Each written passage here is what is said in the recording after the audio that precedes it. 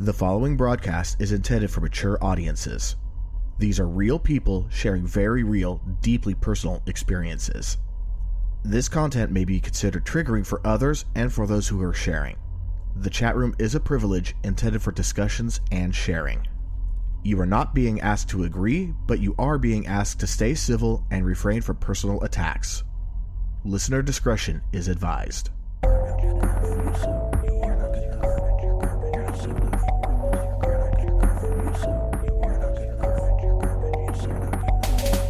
All right, welcome back. This is Am I Mental, a almost weekly live podcast where we talk about mental health issues and living with them. With us, as always, is the co-host, Bexy. Hi, everybody. And tonight, we have a very special guest. We have Dark Sakura, also known as Jamie, from Orange Lounge Radio. Hi. I go by Jamie Summers more often than not lately. All right, that works. Yeah, one of the things here is that we tend to...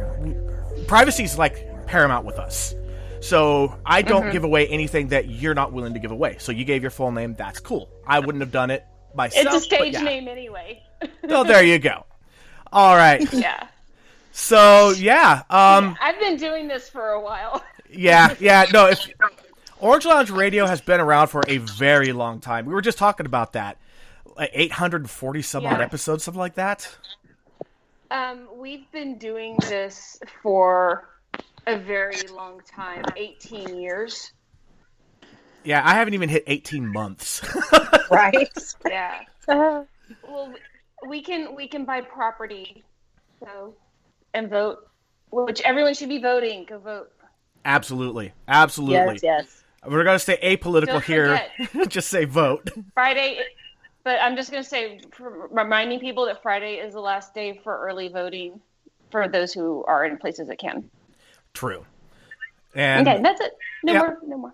Perfect. And we have Kat in the chat. Hi, everyone. I'm on time tonight. Yeah, hi, Jamie. Hello. Yeah, so there's going to be... Greetings and salivations. Okay, I haven't heard that before. That's awesome. So while we're waiting for people to start popping in here, just a real quick update. KZ is most definitely moving into his new place. They will be leaving here shortly.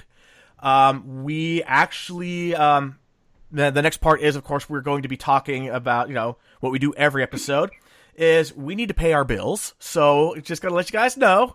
If you want to support our show, the best way you can do that is share our episodes. If there's any episode that you think will resonate with someone, share it with them. If there's an episode that you're really excited about and you want to just share it to the world, share it. Otherwise, if you want to help us out in other ways, you can always go to amimental.net/donate. There's a number of ways to donate. You could do either one-time payments, you could do subscriptions, but mostly share. That's I think we're going to be able to help more people that way. And that's, one of the goals of the show. And of course, going to have to give a shout out again to Rachel Conway of, how did I forget? Genuine Psychological Services down in the San Diego area. She's been really busy. She would have been on with us last week, but there's a lot going on. Hopefully she'll be on next season. Without further ado, Jamie, why don't you tell us a little about... you know what? Go ahead and plug your show. Let's start with that. About my show? Well, my show is called Orange Lounge Radio. We actually didn't start as a podcast. We started as live radio before podcasting was a thing. And actually, I had been a frequent guest and guest host on another podcast before that, called Under Sedation Live, which it was originally a Rocky Horror podcast or live show that just evolved into randomness. Travis is really awesome. And so from there, a group of us were just like, basically it was me and Rob at first. We wanted to do something ourselves, and we had all of the experience from Under Sedation, so we just got right into it. We decided on the name Orange Lounge Radio because we started off as a Beatmania podcast, as in music games, DDR, Beatmania, Guitar Freaks, Para, all that. Excuse me, I have a code. But as it went on, like after the first show, we had like one friend who was there every episode, and that was Loki or Matt. And so we just made him a host. And so, like, well, you're practically here. It's sort of like, what was the guy's name? Young, in Scott Pilgrim, who was just with the band all the time, and then he took over Scott's place. It's kind of like that. I have actually seen that movie. I know, Crime. It's a crime. I haven't seen Scott Pilgrim Takes on the World or whatever it is. My lord. I know. There's a comics too. There's a lot of movies that I haven't seen that I need to, and I love movies. We've digressed into them. I need to see Hocus Pocus. I need to see Hocus Pocus because I haven't seen it yet. So okay, that has to happen. All right. See, everybody has their blind spots in movies. Yeah. So, well, anyway, about the show. Well, Orange Lounge is one of the groups that did music that ended up in DDR. Not actually later on in DDR, but first in Beatmania 2DX. And we always loved their kind of, sort of French pop music. So we just picked Orange Lounge as that and kept going. And now everyone's like, why are you calling Orange Lounge Radio if you're about radio game? Well, because we did music games for an age. And then we started, when podcasting was a thing, we started, it was supposed to be 15 minutes, called To Go. And it got longer because we like to talk. And so our little train wreck evolved from live broadcast and separate podcast into live podcast that we break into two parts, a part A, part B for release. And it's funny, we used to do a little video on this thing called Justin TV back in the day, which is now Twitch. And so we've gone full circle because we've gone back to doing our streaming through Twitch. So we are part of a network we helped start called VOG Network, VOG. It's for Voice of Geeks. And we are live on Sundays at 6 o'clock p.m. Pacific time. And you can tune in live at twitch.tv/VOG Network. Or you can find us on all of the podcasty type downloady places. Fantastic. And I have another project. Oh, go for it. I mentioned it to you. So I've also started blogging because, maybe I can turn it into a living, but right now I'm just really just enjoying talking about stuff. And it's at genxgeeks.com. So that's GEEX. So genxgeeks.com. And it's still a baby. I've only got a few things on there. And it's basically like if you grew up as a Gen Xer and you kept your geeky, stuff going and, didn't have 50 million children like everybody I went to high school with. I'm sorry, did I say that aloud? Hey, I wound up. I wanted 2, and I wound up with 5, and I am a Gen Xer, so.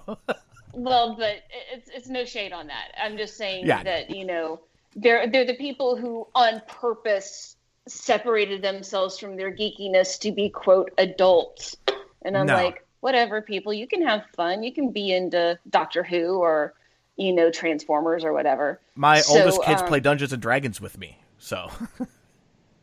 My very first tabletop game was Rifts, where you had to have a graphing calculator. Yeah. They threw me to the wolves when I started. So, and I still do second edition for D&D. So wow, you do the old school. 2ed for life. Yeah. I still have all my books too. But back to that, I mean, that's sort of, right now some of the stuff I posted on there have been a little bit more, real life. I actually have a category called IRL. And I posted about taking a COVID test yesterday, doing it at home versus doing it at the doctor. And I have I do have a post about mental health on there, and that's just, a little bit of self-care while the world is garbage. I'm sorry, is this a cussing or non-cussing show? We have the explicit checked. We are allowed to cuss. Then while the world is a flaming piece of shit right now, we need to be taking care of ourselves. So I was just doing a post on, how to be kind to yourself and how to, do a few things that, get those endorphins and happy feelings going. Right. And in theory. Totally agree. Yeah, definitely. Let everybody we actually have a pretty active chat right now. Yeah, we do. There is a lot going on. Everybody saying hello to each other. We have Kat and Javerne and Jennifer Ray in the chat right now that are all talking, and Devern says that he notices weird things because he's autistic. All he does is observe. And geeks are beautiful. He's a trained and music geek. It's cool. It's cool. Yeah, I am autistic myself. I didn't get diagnosed until I was an adult, so I'll be touching on that. But I've got my own little. And it is what I think that the biggest thing with autism that people don't seem to realize is that we have comorbids that, especially for women, make it harder to get diagnosed. But I'll get into that a little bit later. So you want me to just launch right into my brain? Yeah, if you're ready to go for it. My quivering brain meets. Anyway. So I was diagnosed autistic when I was 35. I am 44 now. I had been through a great big series of misdiagnoses, including being bipolar, manic depressive, dissociative, just this whole line of stuff because women don't get autism. Yeah, the fuck we do. Hello. Exactly.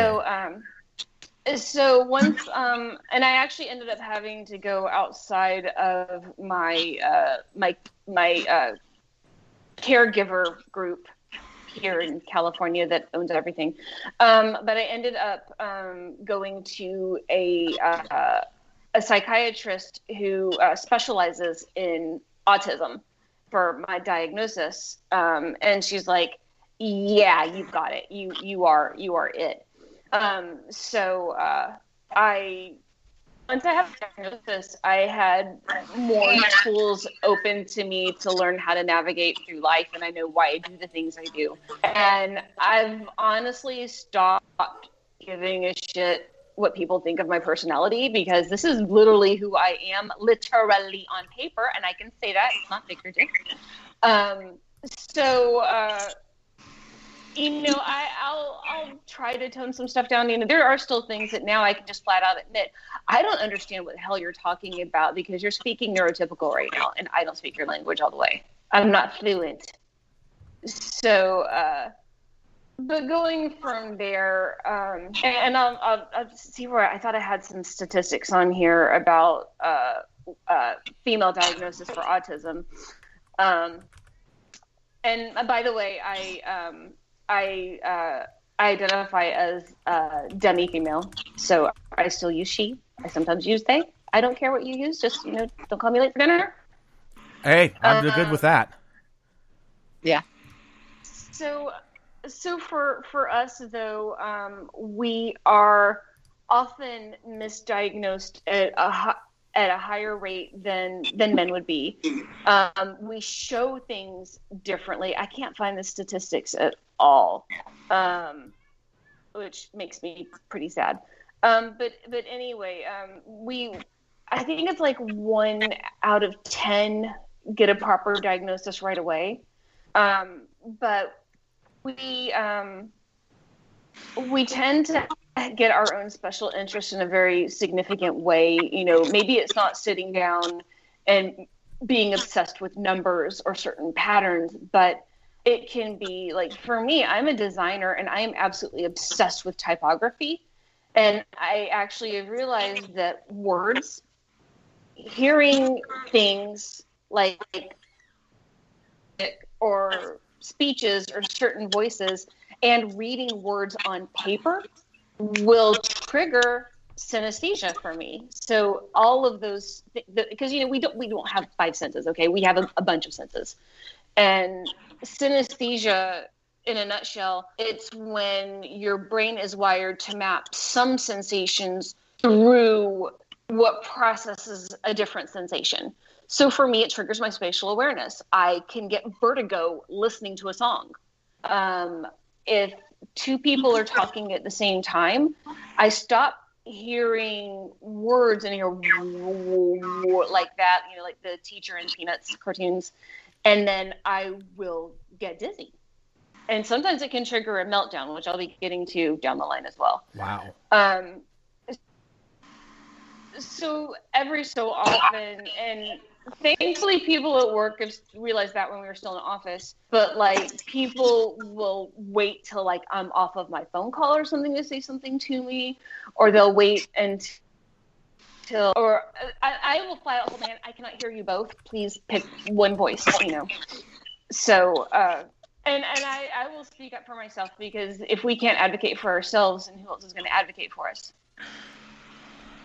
Right. Also, sorry, there's right stuff now, popping up in the chat that's making me like, it's blowing my mind. Sorry. Yeah. No, fill me in. What's up? Okay, yeah. So Deverne says what most people don't get is that mostly us high-functioning ones are far more normal, and we are unique in ways that should be more normal. And Kat says, what's normal anyway, and who gets to define it? I have to say something Deverne right said, there. One of my pet peeves was triggered just now. Okay. High functioning. No.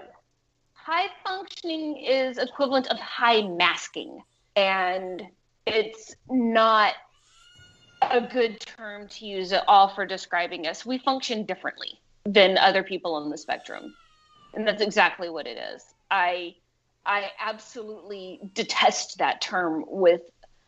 I'd probably say that I detest that term as much as I detest ketchup, which is a lot. Which I don't understand detesting ketchup, but I understand detesting tomatoes, although I like them now. I love tomatoes. I used to hate tomatoes. Okay, so basically the way that you look at it as it's different functioning, not high functioning. Exactly. I may be able to mask better in public, but, you know, other people may be able to function better as, say, a writer than me. Some people may be able to hear the sounds that make me dizzy, you know. So the terms high functioning and low functioning, they also are sort of given this negative connotation in society where it's equivalent of your intelligence level, and that's absolutely not it. I have friends who are nonverbal, completely nonverbal, who are Mensa level intelligence, higher than me, and are absolutely fantastic artists, can do, you know, mathematical equations just at the drop of a hat. They just can't speak, and they can't really be out around a lot of people that much. So these terms of high functioning and low functioning, we need to discard those from our vernacular. So the people that are responsible for the DSM-6, when you go to work on it, please take notes. As far as I understood, are those terms in the DSM-5? I don't know if they're in the DSM-5. I don't believe that they are. I know that they were definitely in the DSM-4. Yeah, it is in DSM-5. So, yeah, they need to absolutely remove that. It's really insulting. You know, and they use it to mean above average functional skills, but that's still different. It can be different day to day.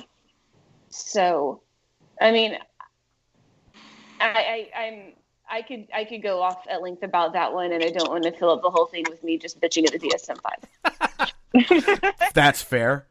And there is still some more in the chat if Bexy wants to hit it. Yeah. Okay. Yeah.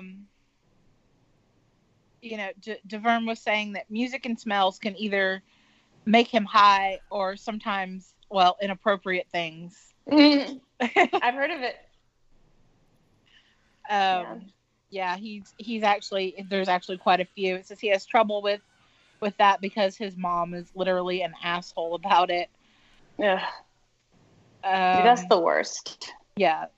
And he's the sound of bees in cartoons or the sound of biplanes at air shows fuck with me. It fucking scares me, and that is for sure the autism. Yeah. I mean, there's a whole lot that I think more people need to be educated on about autism, and I completely agree with you that the high functioning, low functioning thing needs to go. Yeah, it's never been something that I've really ever liked to hear people say, because it's like you function differently. I agree. It doesn't have to be. I mean, one way I heard it, if you look at it... I mean, honestly, everybody functions differently if you want to take it and break it down that way. True. And it's basically, one way that I've heard it is, it's just a different operating system. Is a good way to look at it if you're into computers and technology. It's like everybody else, and now I'm not going to bring Windows into this because it's like completely wildly different, but it's more like the world is Mac OS and we're a different build of Linux. They're related. They function similarly. Yep. Just my syntax is different. Yeah, and you may be using K-Desktop or GNOME Desktop for Linux as opposed to using the Mac GUI. Exactly. For the record, I was Linux Mint for life, and then forgot about it. I love Mint. I was really a big Mandrake fan. I don't like Mandriva so much. Other than that, I used a lot of Slackware back when it existed, and SUSE as well. You know what's funny is that DreamWorks runs all of their 3D rendering software on Red Hat. I'm not too surprised, actually. Yeah. Actually, my best friend, he was my best man at my wedding. I was the best man at his wedding. He is a Red Hat server administrator for Rockstar Games. Yeah, cool. Rad. Yeah, so he's working on the servers for Red Dead Online and Grand Theft Online. That horse penis physics. Yes, that's the important part. He's in charge of the horse penises. I'm gonna have to tell him that now. Rad. Oh. Well, hey, maybe we should talk to him for Orange Lounge sometime. Yeah, he used to have a podcast called The Average Geek, but it got a lot of sparks flying creatively internally, and I mean their podcast wasn't doing like great, but it wasn't doing bad. But he spent a lot of years in it. It never really took off. The creative differences got in the way, and then he got married. He has his kids, and yeah. But I would love. Happened. Yeah, and I'm sure that if I talked to him, that he'd be happy to be a guest on your show. He's got stories, and he is so damned entertaining. I've been wanting to get him in a podcast with me, doing something comical about like technology and cars, because those are the two things where we really click, and music. Those are our three passions that we click on. Yeah. Well, I did tell you what's sitting in our garage right now. Go ahead and my hubby brought home his '69 Mustang coupe. No, and we're gonna probably be putting some money into finishing it up. But I told him air conditioning. Yes. And put in a supercharger. Just saying. Get that. We'll see what happens. Hit the gas. Get that wine. Yeah. But at any rate, I guess back to the autism side of the force. I had a really good friend in Canada that helped me lean towards seeking my my diagnosis, who is on the spectrum herself. And when I was talking to her about just like some of the stuff in my childhood, and we're being really open and brutally honest conversation, she's like, "You sound like me, and I think it would be good for you to look into some of these different therapies." I started doing actually some of those things, and part of the reason that we also figured out why it was effective is that Prozac worked on me, but it worked differently. Oh, man, that wasn't Prozac I was on. It was Paxil. No, I did try Prozac, too. Don't like either of them. Yeah. SSRIs and I don't get along. I was on Prozac for a very long time because it actually prevented the frequency of me having meltdowns, and kind of helped me be able to think around people. Really just sort of, I guess, panned me out some. And then since when both my grandmothers died back to back a few years ago, I think you might remember that. I do remember that. Yeah, I was a mess. Yeah. Just quick background: we used to work together. Yeah. We were always on different teams, even if we're in like the same department. We're always on different teams, but we were in the same building, and we actually got pretty close. Yeah, we would chat like on work chat. Constantly. Yeah. And on my breaks, I was always wandering the building saying hi to people. Yeah. You couldn't tether me to my desk. Yeah. Well, but they ended up putting me on, what the crap am I on right now? It's not Prozac, but it's in the same family, Zoloft. Okay. And that actually helped with the bad anxiety that I was having, but it was just like the other layer of things that affect how I react as an autistic person. And this is not a comorbid for me, is PTSD. So this is another weird layer of my mental health soup. It's like a 7-layer burrito, but of mental stuff. So basically, it's a non-delicious burrito. It tastes a lot like, I don't know, like a septic tank. Nah, it's actually not that bad. And I'll tell you, I'll before I go into the PTSD side of it, I'll add this little caveat, is that if I didn't have all of this stuff going on, I wouldn't be me. And I like who I am. I think I don't suck. You know? You don't suck. Unless it's through a straw. Yay, soda. I actually quit soda. Oh, God, it's been rough. I will drink extra for you. I'm just kidding. I don't need extra.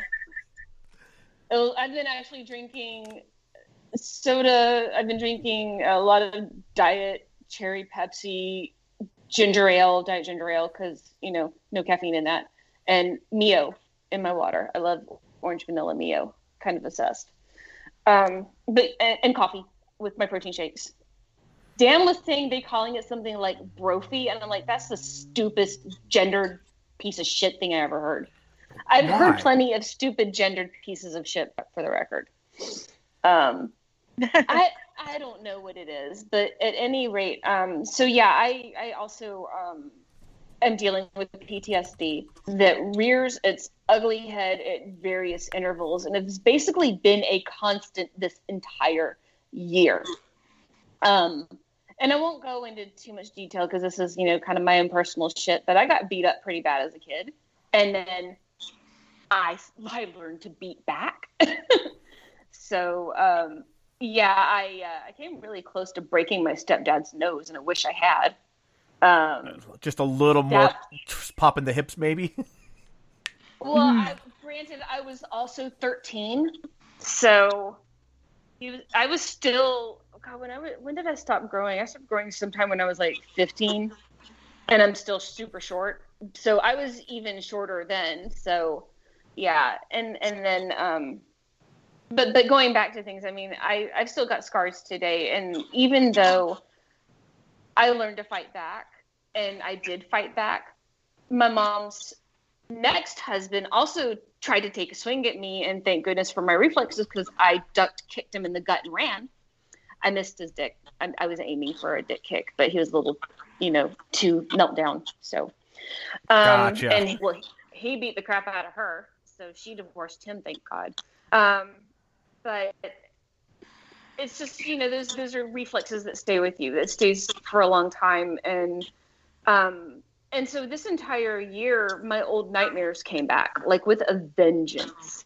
And I am a lucid dreamer, so typically if I have a nightmare, I can grab myself out of it. But they were really intense, and have you ever dreamed yourself having a meltdown? Because that's what I would dream myself doing. I would have a meltdown in my dreams and not wake up. Well, I would have to know what your definition of a meltdown is. I'll get to meltdown.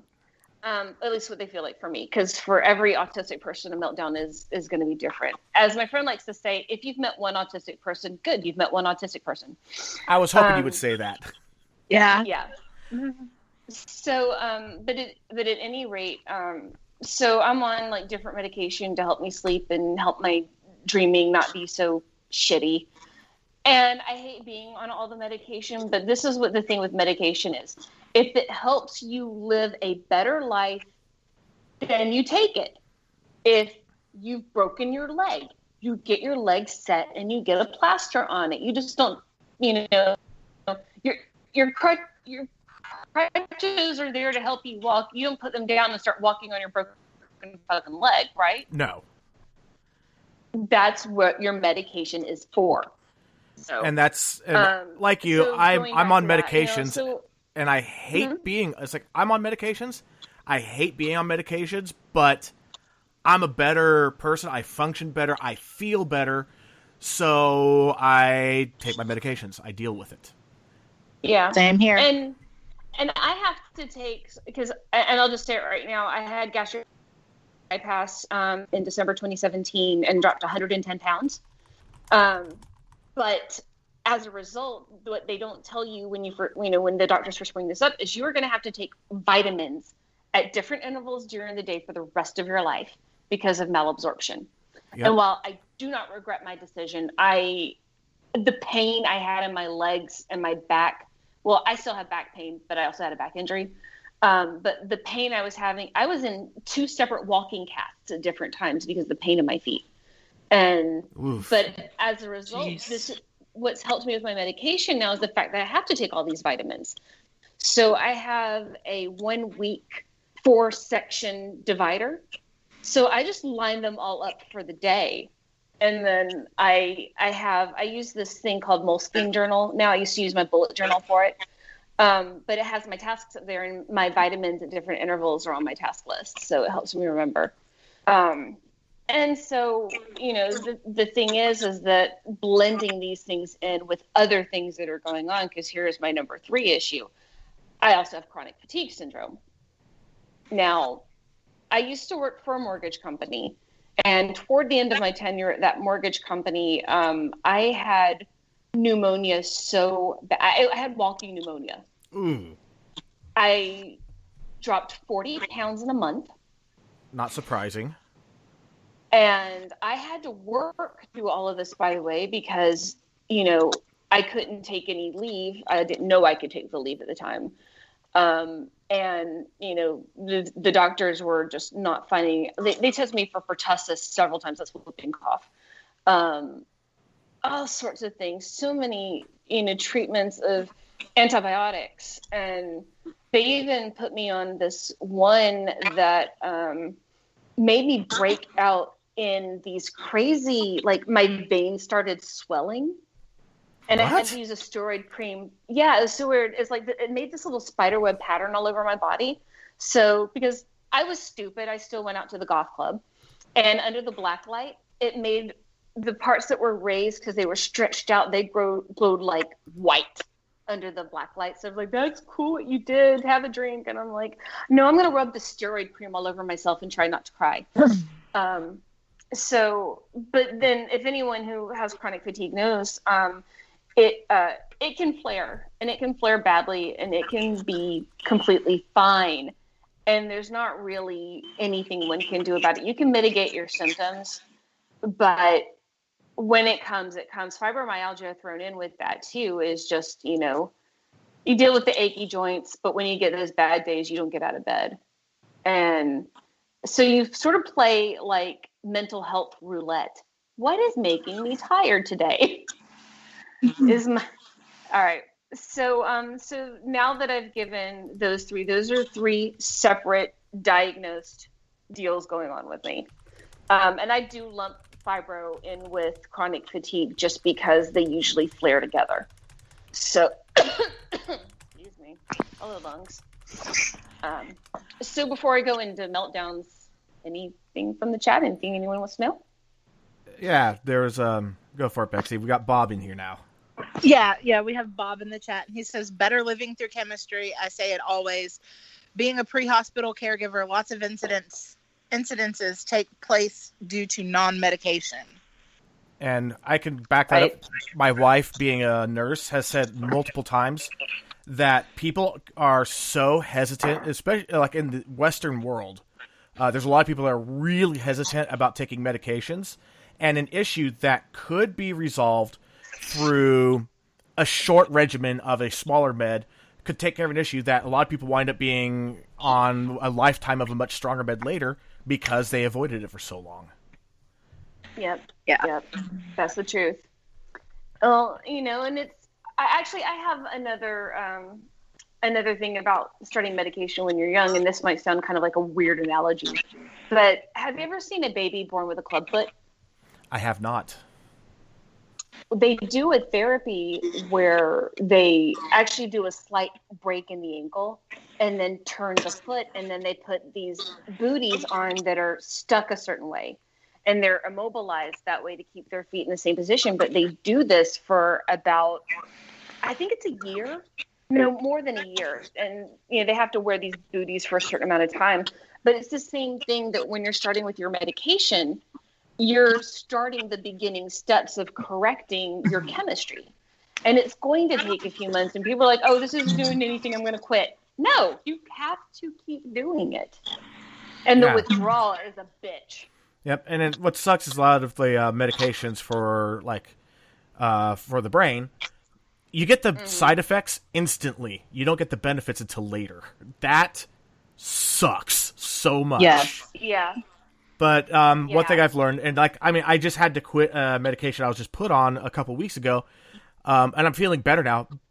I quit diet soda at the same time that I started a new med, and I couldn't tell if I was suffering from aspartame withdrawal or if I was suffering from side effects.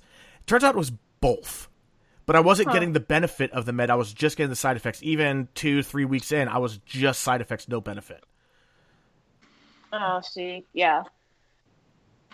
So, yeah. Like, one of the... I didn't mean to cut anybody off. Oh, so it's okay. Well, we just had a question. Devern wants to know, do you think that autistic people can have ADHD too? I'm not trying to be offensive, but I'm curious about myself. Absolutely. But I think that for autistic people that it's more of a comorbid. So with that, I think I need to define what a comorbid is.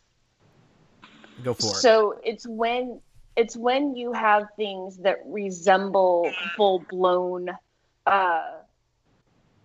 mental illnesses in their own right, but they are actually part of the manifestation of your autism.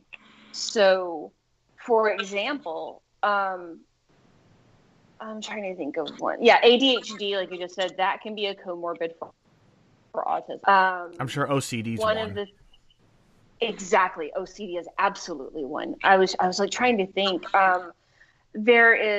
There's one that I have very often, alexithymia, which is basically where you feel so many things that you cannot pinpoint what you feel is.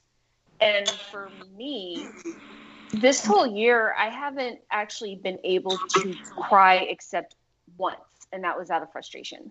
My dad died a few months ago. I haven't been able to cry. I mean, my dad was problematic, but I still would have liked to have cried for him. My mother-in-law died at the beginning of the year. Couldn't cry. I have lost friends. Couldn't cry. Nothing. And I think it's just with this whole year being so overwhelming emotionally and feeling so many things at once that it triggers that response in the brain where the brain goes, no, turn that off. It's a complete shutdown. And so for us, it's sort of like, and this is, my Canadian friend was we had talked about this before. You have to start off, is what you're feeling bad or good? Can it quantify as that? And then you move from there to try to get a pinpoint on what it is. But most of the time, I just feel, it's easy to say nothing. But what it is, it's everything. It's kind of like color theory. Depending on your color theory, white is the absence of nothing and the culmination of everything. So is black, depending on your theory. Right. That is sort of my definition for alexithymia. It's kind of like paints. To get black, you combine everything. But as far as photons go, you need nothing. Precisely. Yeah, Devern says, say that again. I haven't cried in years, and also I almost never understand myself. Yeah. It can be, and that's why I actually have been getting into my blog, because it's really helped me put a pulse on things. But so I pulled up a list of different comorbids for autism. So basically, what they're conditions that are comorbid to disorders, like including Fragile X syndrome, epilepsy can be on there, gender dysphoria, that is a very common one. Bipolar disorder can go with it, bowel disease, neurofibromatosis can go with it, which that's pretty terrible. Different sensory problems, sleep issues, tinnitus, Tourette's, vitamin deficiencies, mitochondrial diseases, they are all comorbids, depression, all of it. You know, I don't know how much of my own depression. I'm pretty sure a lot of my depression and anxiety is just for comorbid of autism. And so, you know, especially, and for the record, ADHD is on the list of known comorbids. So there you go. There you go. But going back to that, as you know, and I still call myself a woman, even though technically I'm demi-woman. But as a woman born this way, it with having these different comorbids, getting that diagnosis again is so difficult, but so crucial for me. So, you know, and now I'm just like, well, that's done. I try to be done with that, but you know, it's just kind of crazy, you know, and I will use crazy because for me, I cannot make sense of it in my head sometimes. So I just go, it is what it is, you know, right. Deal with it, you know, pixel shades, deal with it. Right. And I mean, the way also like, some people really take offense to the word crazy, but you know what? Things are crazy. That's just the way it is. That's the only word for it. Yeah. It's a different type of chaotic. That's always what I thought crazy was when I was a kid. I thought it meant chaotic. I didn't think it meant mentally anything. Yeah, and that's the way that, I mean, my family had always used it as chaotic. And so that's how I use it. Yeah. It is chaotic. There's some asshattery in the world right now. And I love the word asshattery. So That is a great word. I like to say it. Well, see, that's actually kind of the thing for me with my weird obsessions is that I am obsessed with certain words. I love certain words. Like, I have favorite words that I will say whenever I can. I love undulation. That's a good word. That's a fun word. Just say it. Undulation. Undulate. Roll. That is a great word. That is a fantastic. Like mitochondria. Mitochondria is a fun one to say, too. Mitochondria is a fun one. But, you know, going into, I would probably say some of in the parts of autism are. So I'm going to start off with, for me, the big elephant, meltdowns. Okay. So a meltdown for autistic people, you know, if you've ever seen those horrible videos of people showing what their autistic children melting down looks like. Adults have it too. And it's not a temper tantrum. For us, it's that we are so overstimulated that the brain stops being able to process it. It actually sort of go into a little bit of lizard brain. And different people react differently. Some people start screaming. Some people will just curl in on themselves. Some people do both. Now, for me, and I've actually blacked out during a meltdown. The last really big one I had was during Pride last year. And I'll go ahead and say this. I'm one of the Sisters of Perpetual Indulgence.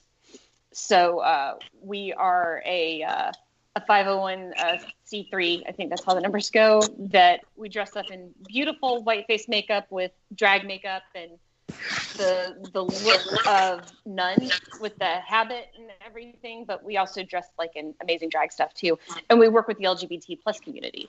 So we were working at Pride last year, and we had a few drunken people there and some drama going on, and it eventually came out just with the heat because it was also really hot and dehydrated people coming to us for water and everything, that I had a meltdown. And one of the sisters had to, and I am not joking, grab me by the hand and pull me out. And I didn't remember any of this until we were about a block away from the Capitol. Wow. And or from where the area was. And we're getting a question, Sisters of what? Yeah. Perpetual Indulgence. And I just put that in the chat. And actually, our local website is capitalcitysisters.org. And I am Sister Chavakiki, because I'm the Jewish one. Ah. And I just threw out the website, you can say too. Hava. Yeah, you beat me to it. I was typing. I heard it. So, and we also have a Facebook. I'm basically our mistress of propaganda, aka secretary. So I do the website, Facebook, all that stuff. So anyway, back to a meltdown. What happens is that basically, hold on, I'm actually going to see if I can find the thing that my friend wrote. I think it was called Anatomy of the Meltdown. And also, when I was a guest on your show, you mentioned a website, like From Another Planet or something like that. Would that help out? Yeah, and I don't know if it was still up. Yeah. There's another one that's called Musings of an Aspie. And I say that site with a caveat that Aspie refers to Hans Asperger, who was a Nazi eugenicist. Basically, his standard to determine autism was basically to see who was salvageable to live in society and who would be put to death. That's terrible. That is awful. Yeah, it's just absolutely disgusting. But basically, with an autistic meltdown, and right now I can't think of the science behind it because I know it's something with how it triggers through the brain and blah blah blah. But for me, mine is very specific. I always know when they're coming. Because I've learned to recognize the signs. And it's been that way ever since I was a kid, that the moment that I am way too overwhelmed, I start feeling like my head is in a vice, but instead of, just front, back, and side, like in the movies, it's all encompassing. And I feel like it's squishing my head in just constantly. And that I feel like a pressure building up. And it doesn't feel like my brain is swelling. It feels like my skull is condensing. So, and then I start to get really bad shakes. And then after a while, I actually do end up crying, but I don't always remember this happening. And people have said I start repeating phrases, which is actually something that happens with people who are further down on the autistic scale. Just that repeating certain phrases, certain words, certain things, like a mantra. And a lot of times I don't really remember what all I do. I come to on the floor, curled up. I always know that I like to be in a tight space if that's happening. Lately, since I got a weighted blanket, it's beautiful.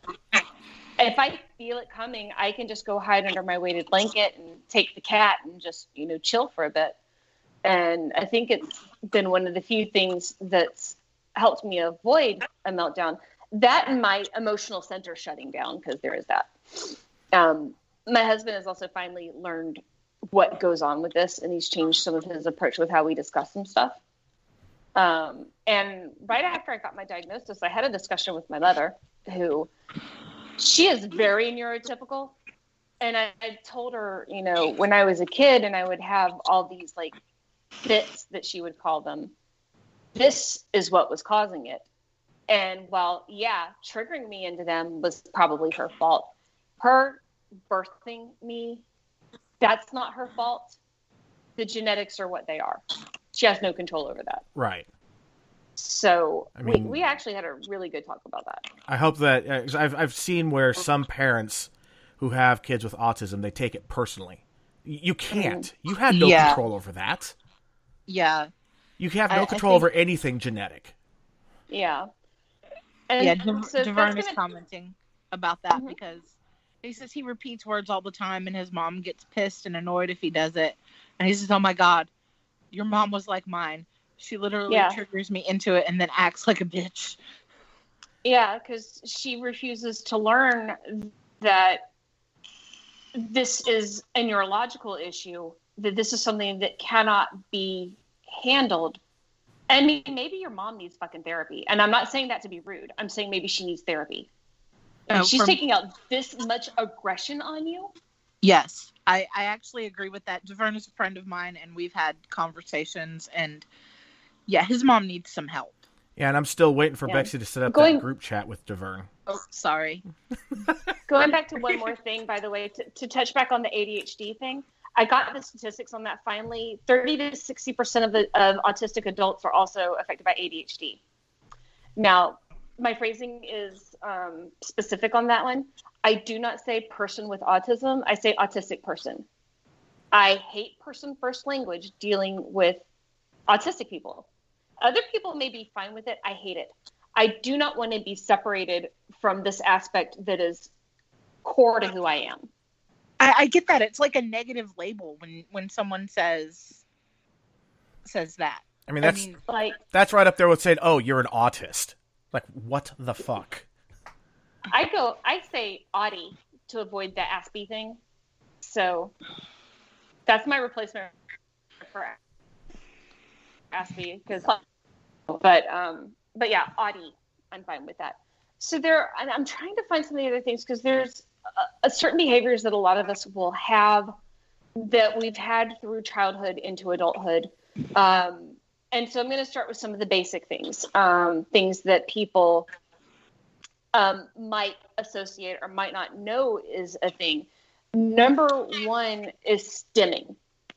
So stimming is a sort of repetitive motion that can be used as an outlet for too much stimulation, as a way to help focus.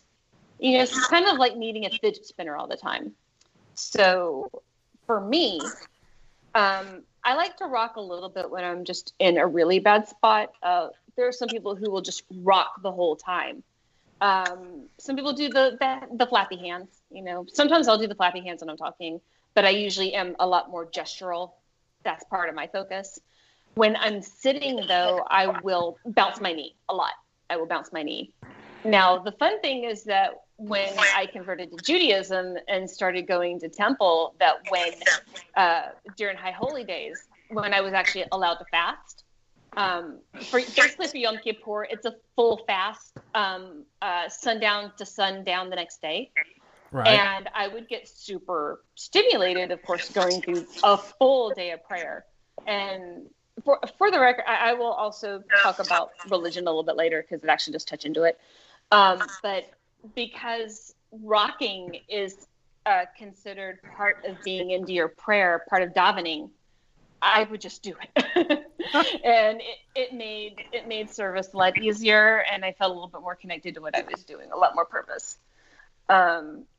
So, and for the record, I am an agnostic Jew. You can be an atheist Jew as well. Just saying, we come in all flavors. That goes to show how little I actually know about Judaism. And I've also joined the Church of Satan. Oh, sorry, the Satanic Temple. Because I like what they do. I want to help them. But that's a different story. I've read a lot about what they're about. And for the people that aren't quite sure, there really isn't much in the evil Satan worshiping. It's more about volunteerism and the word that's just right on the tip of my tongue, and I'm just activism. That's not it. That's not the one. No. Consent. Everything's consensual. Yes. And it's showing the bias of government toward Christian religion. But it is an atheistic religion.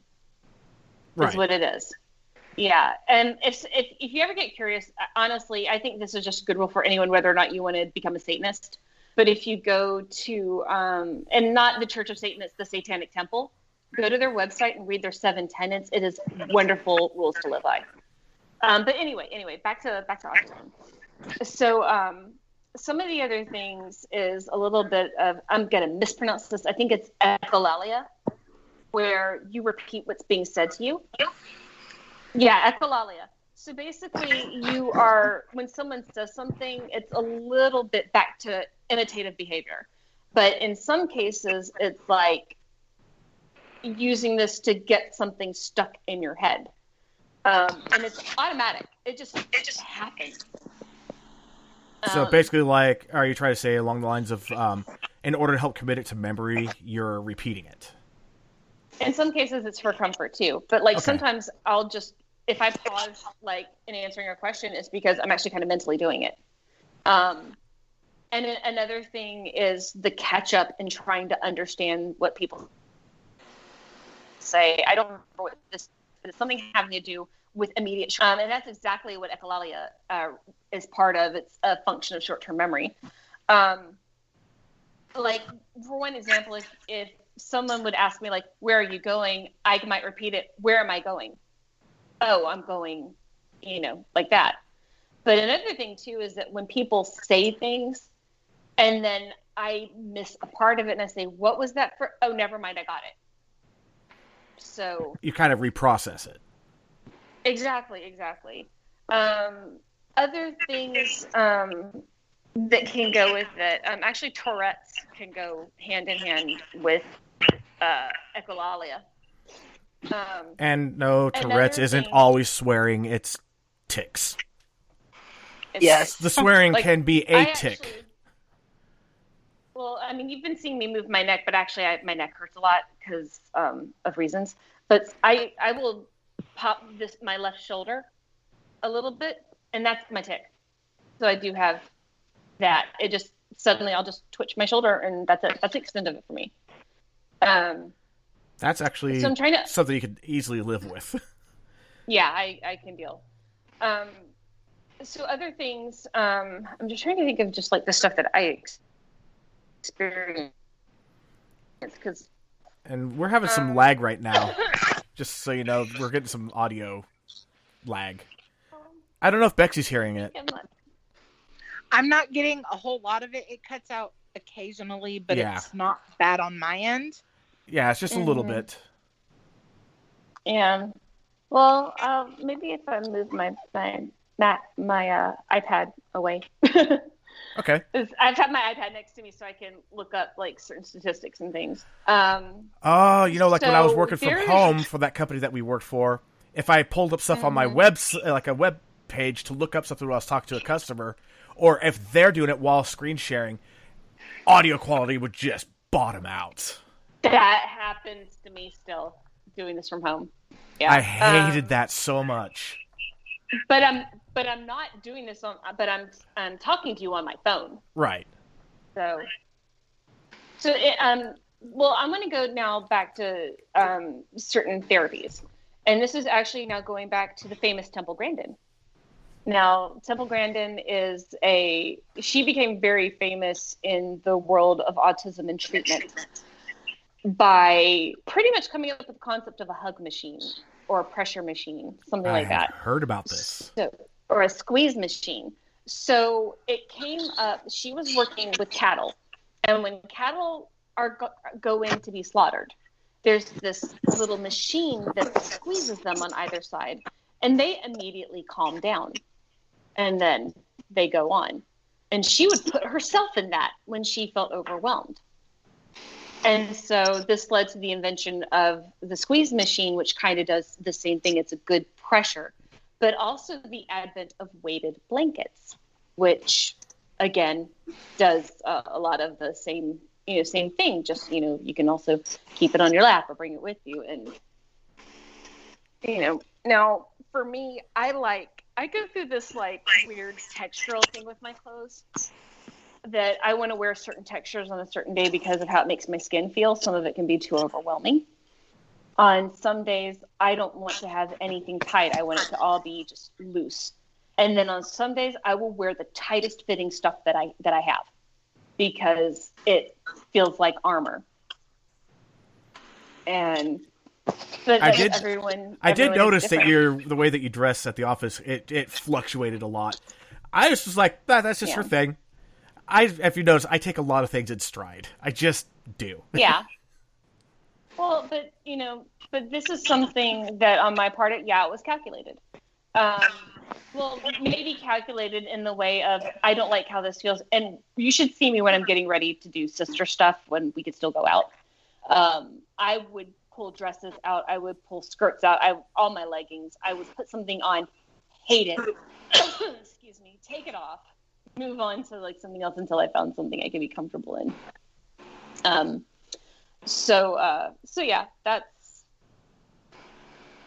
kind of one of my things. But I have to say that it's part of what led to me loving cosplay so much because with cosplay, I can make my costumes fit a certain way and feel a certain way and then be somebody else.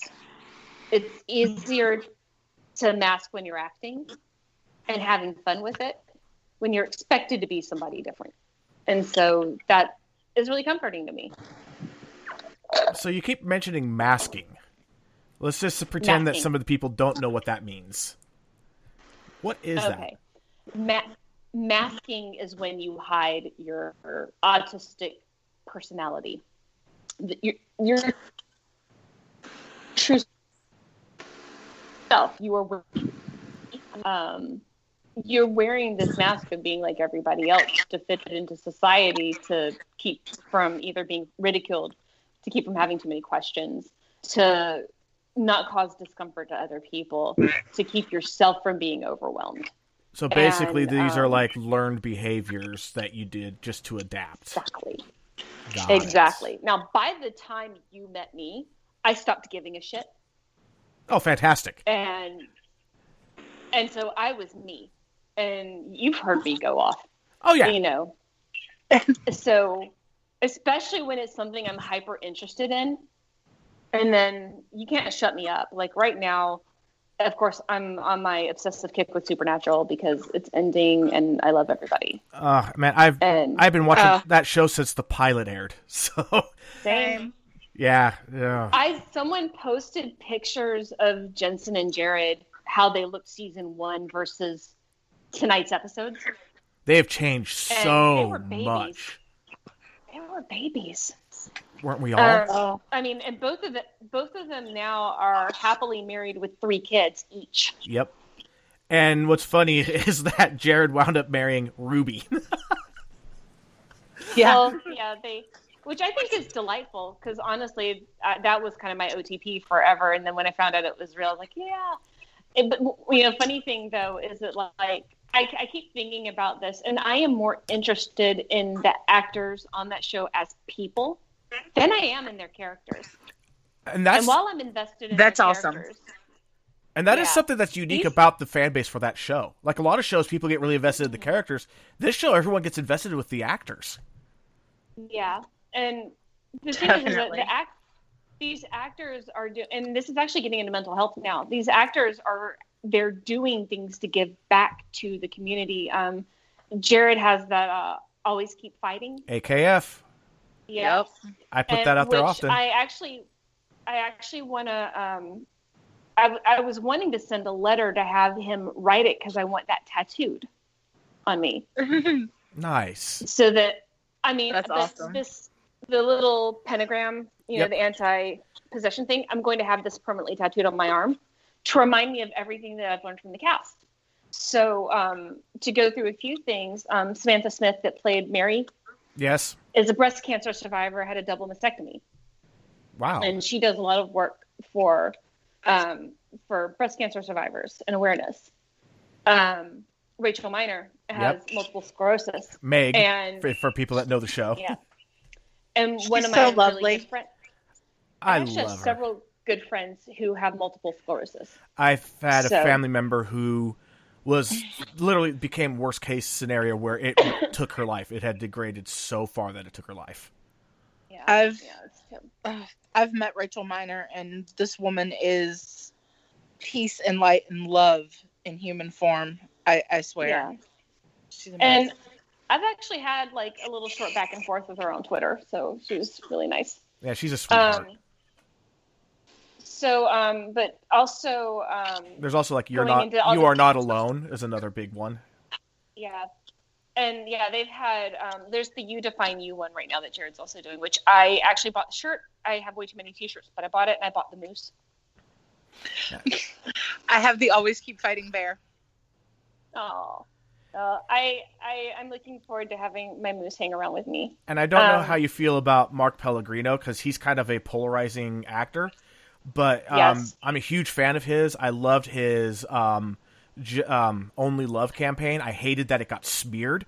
I liked what the meaning was for. Mm-hmm. It was an anti-bullying campaign. He has a new campaign now. Oh, good. Oh, really? Yeah, he's doing one called Guardians, actually set up with that started with a mutual friend of mine and E's. And yeah, so he's starting a new campaign for that. Yep. It's all about stomping out online bullying. Yeah, that's Perfect. his. That's necessary. Yeah, and he's always been donating to Stomp Out Bullying, that foundation, which is awesome. And Attitudes in Reverse too. Yeah. Well, I've also been honestly the person I think who has made me kind of the proudest of that cast, and I feel weird saying that I'm proud of these people I've never met in person, is Misha. Misha does a ton. He does Especially so what he's doing now. Today, he got the cast organized to do phone banking for Democracy Now! Okay. He's got he actually got the cast together when Supernatural came back on air for a Zoom call that I got in on. Nice. Have recorded. There was, but he's got this, like, one of those community phone number things where you can send out alerts and everything. And then there's also Gish. Yep, I was just going to say there's Gish going on this year. I've signed up for it. I don't tell my husband I paid the $100 to do the full round. You know what? If he listens, you just told him. Just saying. He will. Yeah. He doesn't listen. He listens to like the Sega podcast. Oh. Okay. He doesn't even listen to mine. He's been on it. Yeah, my wife has listened to one episode of mine, and it's like, it's not her thing. And that's fine. That's fair. If it's not her thing, it's not her thing.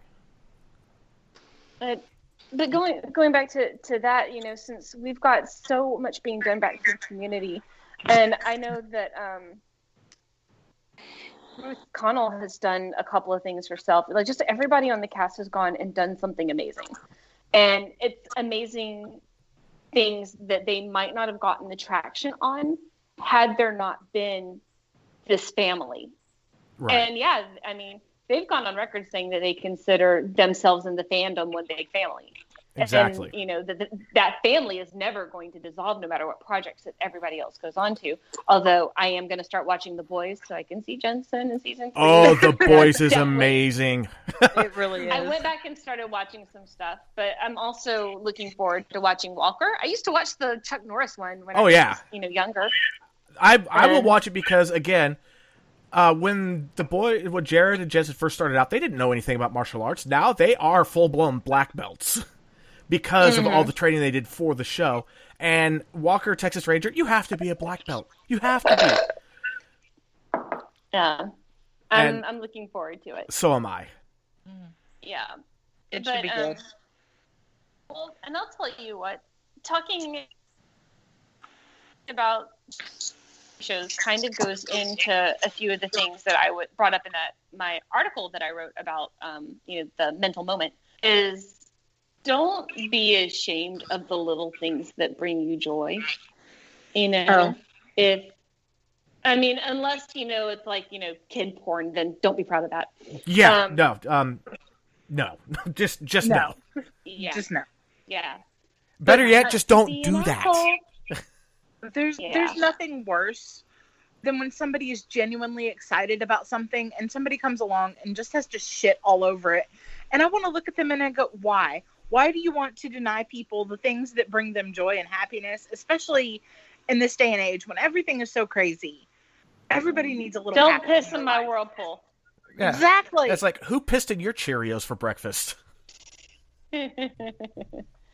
Well, but I mean, so those are just, and that's kind of one of the things I've learned about just with being autistic is that I'm going to get stupidly obsessed about things.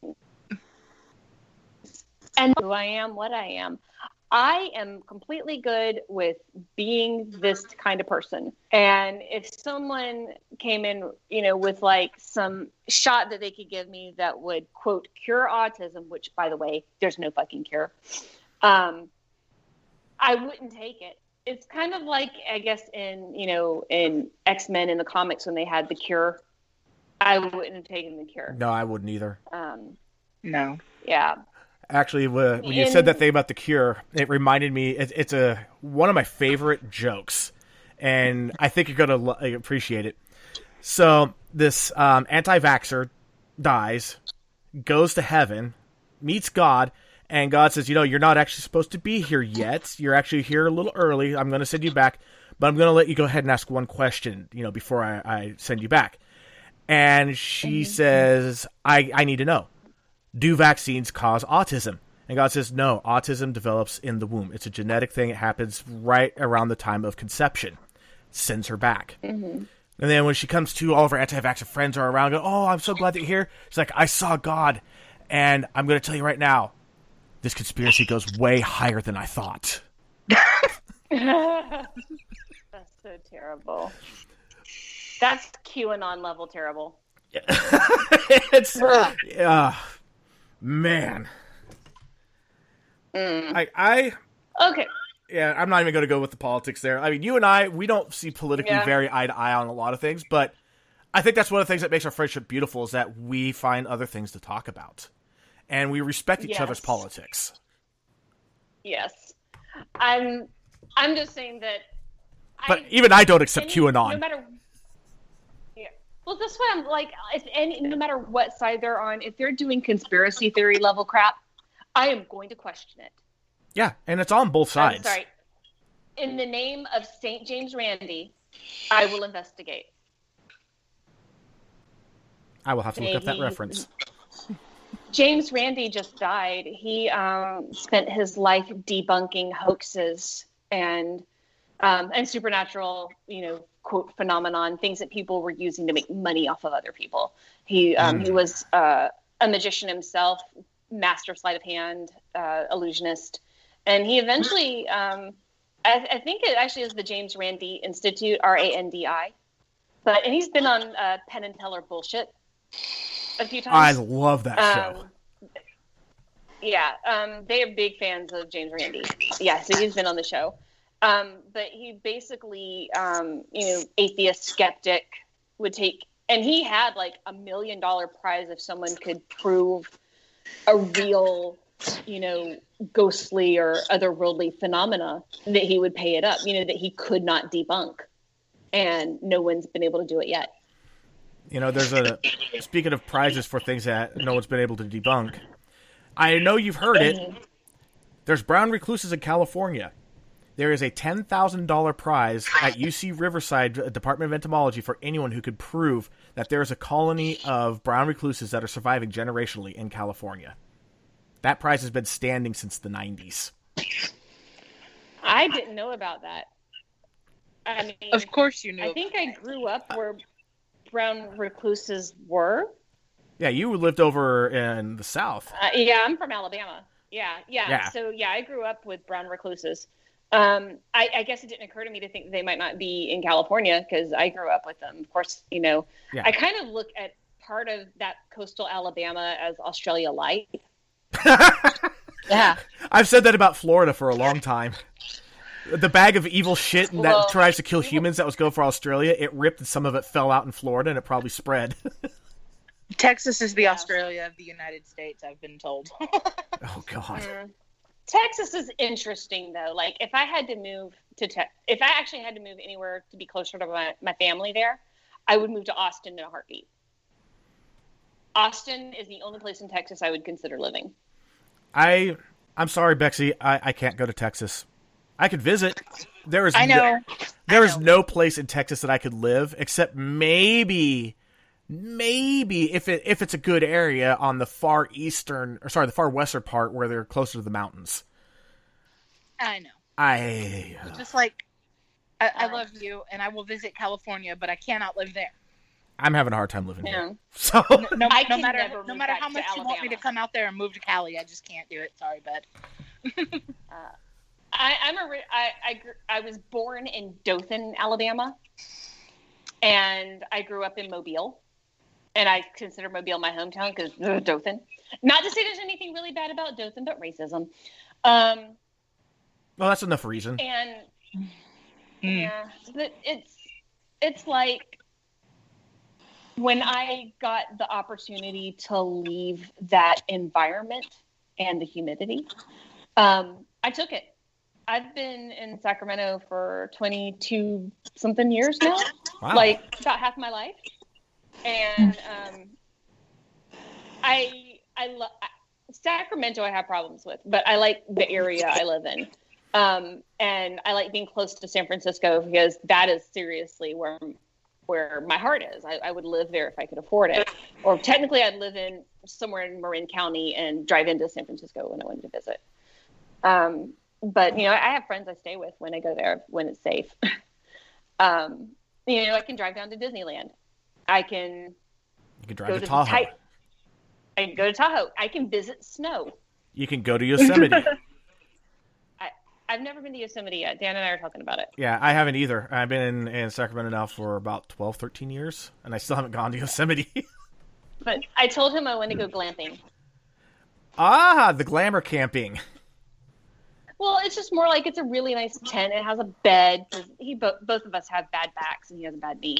Well, then, you do what you need to do. Yeah. You don't want to sleep on the ground in a backpack on a thin, like that vinyl plasticky sheet of tent with a bad back. No, just no. Add it to the merch list. Now, I'll tell you this, though. You might find this funny because one of my other little obsessions right now is survivalism. Like, I have this weird feeling that I'm going to be out driving in my little Fiat and break down in the middle of nowhere and have to know how to make a fire, have to know how to make a shelter. So I actually keep Mylar blankets and sleeping bags, not just for myself, to also give out to the homeless. Nice. Yeah. And I also have a fire starting kit, like a little tinder kit. So it's just weird because I don't want to have to do survivalist stuff, but I want to be able to. Right, and I mean, I think that's an important thing that most people should learn, because you never know when you might be abandoned in the middle of nowhere, and you're going to have to survive until help gets to you. And that could be days or longer. You never know. Yeah, well, like I don't want to be political, but I'm thinking of all those people that were abandoned at the rally with that got hypothermia. Oh. I'm trying not to be political, but I'm thinking, man, if any of them had, survival kits with them. Yeah. Maybe. Yeah, we don't even have to do the political part of that. I mean, just that there, that's the human side right there. Yeah. Now, I guess I'm going to go back to autism. Yeah, we should probably get back to that. We really went off track there. Oh, you've heard my show. Oh, yeah. I can't decide if I'm hot or cold right now. The house is weird. Put it on halfway. But, no, and see, this hoodie, by the way, I'm wearing my N7 hoodie. I love Mass Effect. But that's this hoodie is now 4 sizes too big for me. And it's my security blanket. Hey. Excuse me. Yeah, I still remember you from before you having your bypass. It still blows me away when I see you because it's just like, wow. Yeah, well, I still have those moments where I look in the mirror and I still expect to see my old face, and but see, and that for me, I actually have to throw it in because there are certain social things that people, autistic people like me don't always get, like. A lot of people don't really get the whole social standard of beauty or everything. And I don't quite either. However, I had a good bit of body dysphoria. Number one, I've never felt 100% like totally female, but not enough to be a true non-binary. So that's why I've adopted the demi flag. And I never thought that my body was the one I wanted to be. I was weightlifting like crazy until I threw out my back because I wanted to have a strong body. I mean, yeah, Gina, what's her name? Carano, who plays Cara Dune in The Mandalorian. She was an MMA fighter. She's got the body I want. Her or Samantha Wright. They have the body I wish I had. Something strong, something muscular, something tough. And when I threw out my back and then had all those feet problems, I couldn't be that person. So I had to take this step basically to save pain and to help me save myself. And now I've been doing it while I'm sick, which I'm probably stupid for it, but I do weight training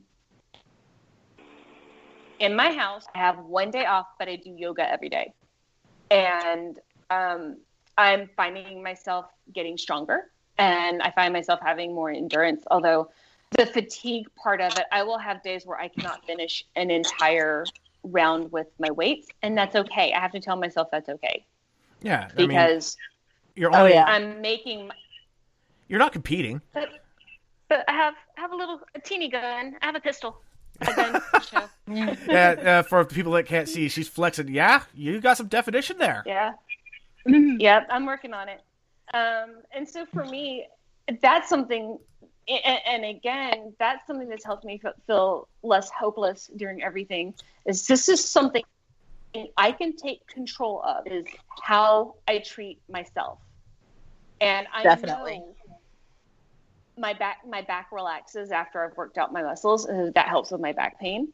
I know that certainly the endorphin rush is just that momentary feeling of high joy. You know, the heavier I lift, the better I feel, although I shouldn't be lifting as heavy as I'm doing on occasion, because I'll get a lot more fatigued if I do that. And you got to be careful of other injuries if you're overdoing it. There is that too, especially because I just got diagnosed with arthritis a few months ago, and I'm 44, so too young for that. I got a cortisone shot in my hip, and it's already starting to wear off, and they can't do another one until 12 months passed. So, which is the other reason why I threw myself back into my weights, so that I could strengthen up my hips, so that maybe I wouldn't hurt so badly. And maybe you won't need to get the shots anymore. Well, we'll see about that. Well, yeah. We have a really good question. Yes.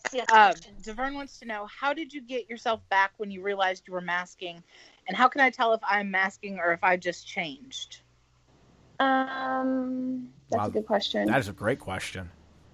The thing is that masking for a lot of this is so reflexive that we don't always realize when we're doing it. And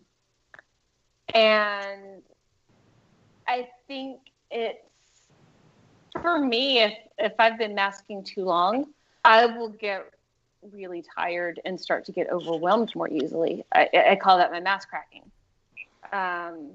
And so when I feel it cracking, I realize, I've been masking too long. Or when I've been out and around people, like people think, I would even call myself an ambivert, but a lot of people think I'm pretty introverted, where here I am on the phone being a big old extrovert verbally, but being around other people with extra stimulation, their voices, the spatial aspect of it, being around in a local area or in a group or somewhere. Can cologne and perfume also help? My ability to function. I hate I'm allergic to perfumes and colognes. Oh. Very few I'm not. Actually, I worked with someone like that before, where I had to wash all of my laundry in Ivory detergent, and I had to use Ivory soap because it was the only thing that didn't cause them to have a huge allergic reaction. Yeah. I'm actually okay with a lot of oils. I do have, now there are certain scents that will make me immediately nauseous, and one of them is spearmint, because I'm also allergic to gum. And that's also a texture thing for me. One thing a lot of autistic people have in common is texture issues with food. And sounds of people eating, I hate it. I just don't like chewing noises. I hate chewing noises. Those commercials where they have like that super delicate microphone where you hear everything like snapping, cracking. Oh, God, I hate those. I hate ASMR. But going back then to realizing when you put your mask up, if you're not actively looking for it, you're not going to notice when it happens, because we're trained to do it. It's ingrained. It's a defense mechanism. You know, it's the moment the Klingons show up, you go to red alert and put up your shields, you know. Right. How it happens, you know. And so unmasking yourself, You can unmask yourself. It's different, I think, when you're around people because you definitely need to be more subtle.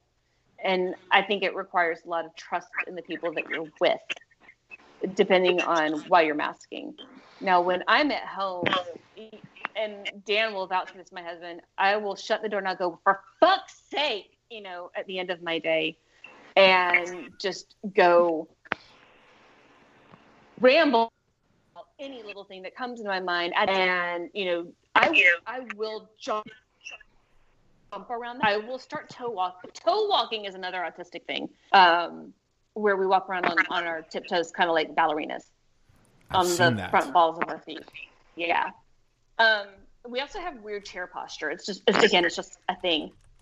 But I'll start walking around on my toes. I will start bouncing all over the house. I'll start flapping. It's me getting the shit out of my system that I have been masking on the phone all day. So yeah, it's the mental equivalent of taking off your bra and slingshotting it across the room. I wouldn't know what that's like. But I do know what that's like. Yes, no, I get what you mean. Yeah, it's kind of like people do that with their masks too. So it's for me. It's taking off my shoes and socks. Just blah. Yeah. Well, we have a lot of stuff going on in the chat. Devern partially, he thinks it's because I got anxiety and lost part of my soul back in 2015. Well, I have been overwhelmed a lot recently, but because I have a lot of ideas, I'm the same way in person versus on the phone. Mm-hmm. And he says he refuses to eat cheese sauce because it freaks him out. And I'm Jen okay says, with cheese sauce. Have you heard of misophonia? Which is having a strong reaction to specific sounds. Because she says, Kat says, oh, I have several texture food things. And Jen says, I get irrationally angry when hearing people eat crunchy foods. Okay, so next time Jen Ray's on, I need corn nuts. I hate chewing. Wet food, though, bothers me more than crunchy. So it's different for everybody because it has that drippy, moist, ugh. Yeah, I hate that. Misophonia, another valid part of autism, but people can have that outside of it. So, yeah, it's legit. I want to go back to the other thing I was talking about with body dysphoria, by the way. Yes. The other thing that helped me love my body was having my salpingectomy, having my tubes out. Oh, okay. I never saw myself as someone who was meant to have children. And even when I decided to try, it didn't happen. God. It's just the moment that my ability to actually reproduce was removed from my body, like naturally, I felt fine in my body. Weird. I mean, I'm not saying weird like you're weird for that. It's just, for me, it's just kind of whoa. That's fascinating. Yes. Fascinating. That's exactly very, very interesting to me. Yeah. To hear that. I mean, that's. But I had always been super uncomfortable with just the fact that, what if someone, got me one night or now I'm really careful with drinking. So, but like, what if I've been, date raped or something like that? And there was conception. I've always been deathly afraid of it.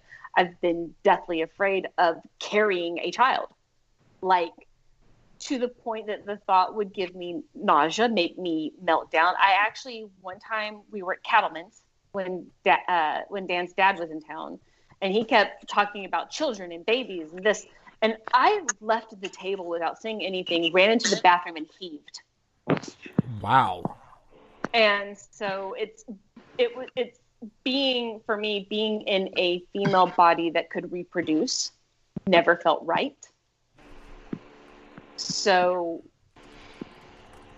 one of my trans friends absolutely told me that's a bit of gender dysphoria right there. And I never thought of it that way. I just thought that I hated that part of me, So when I had my tubes out, I actually had a lot of just mental relief. And Devern just started talking about farts. Yeah. This show, we talk about bodily functions too much. I mean, seriously. Oh, I know. Oh, no. I became the belch queen after my surgery.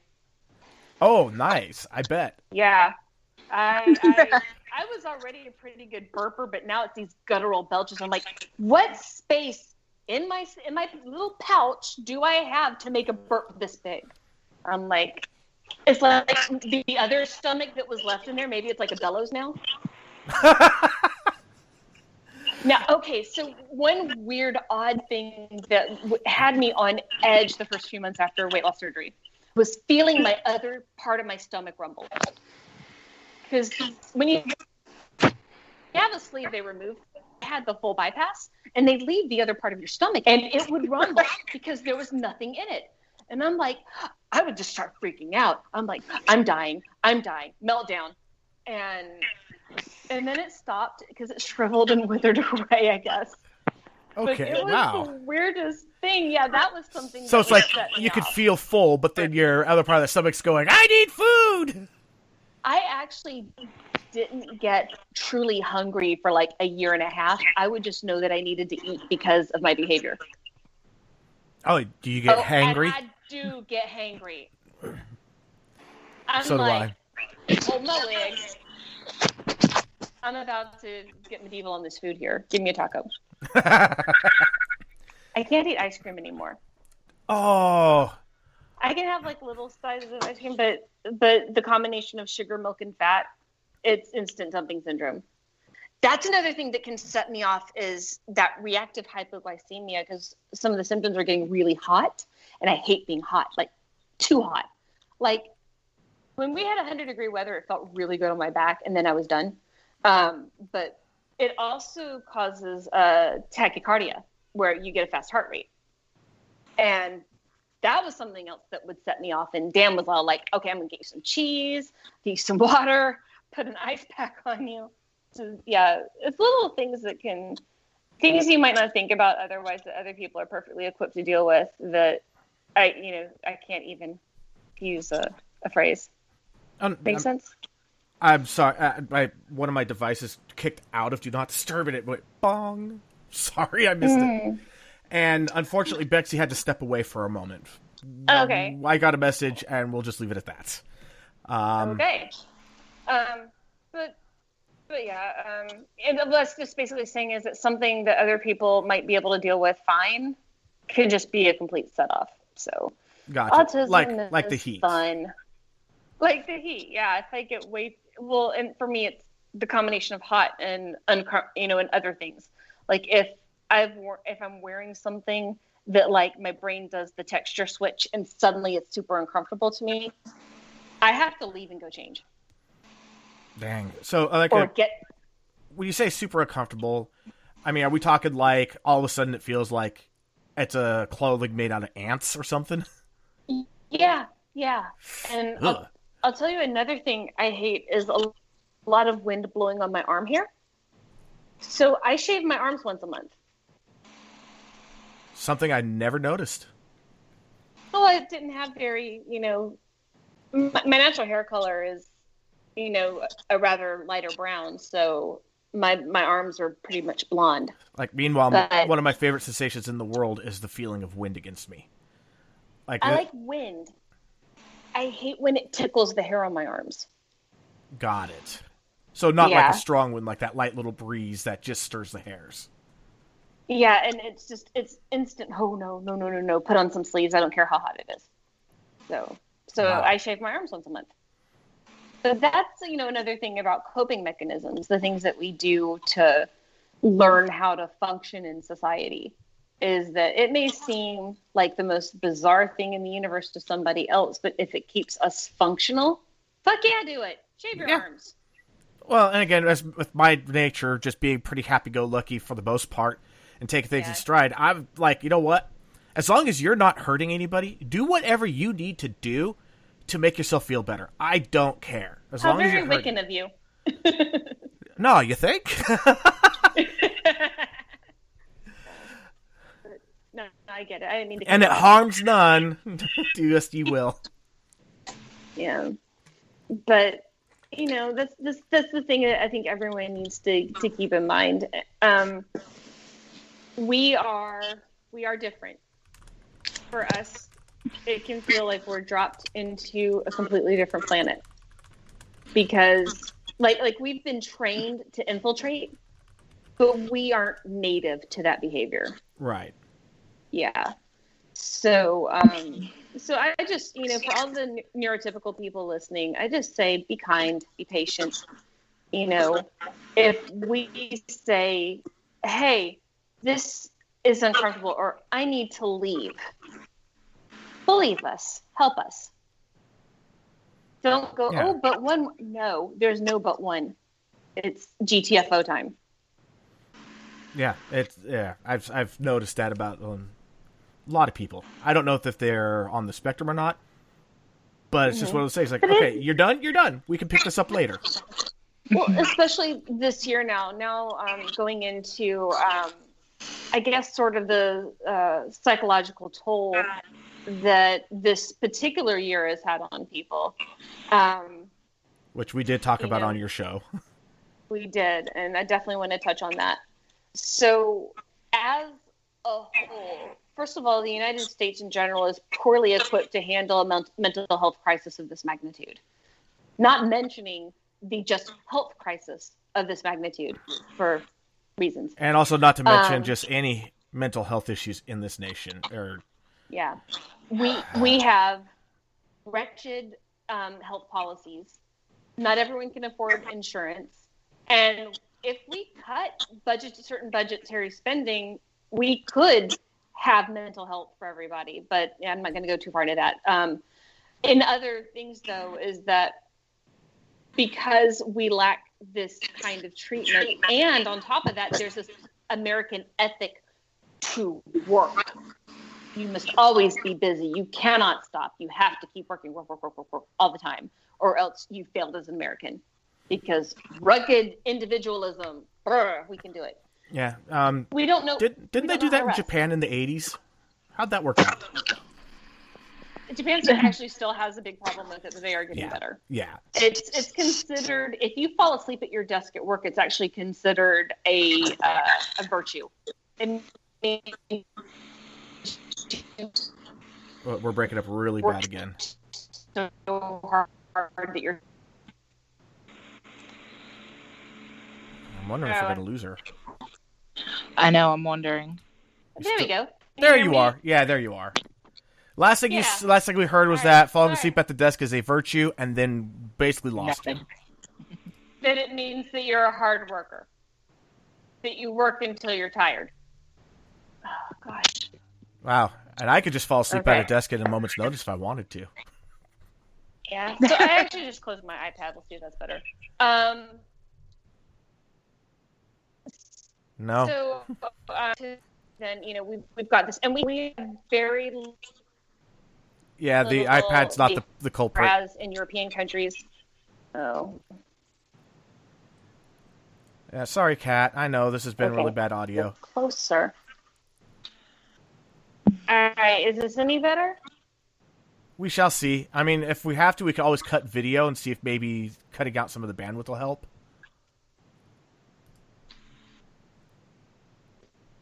Okay. That we have hardly any vacation available here, and people don't take it when they have it. In European countries, a lot of places is mandatory by law that that they have anywhere between 4 to 6 weeks of vacation time.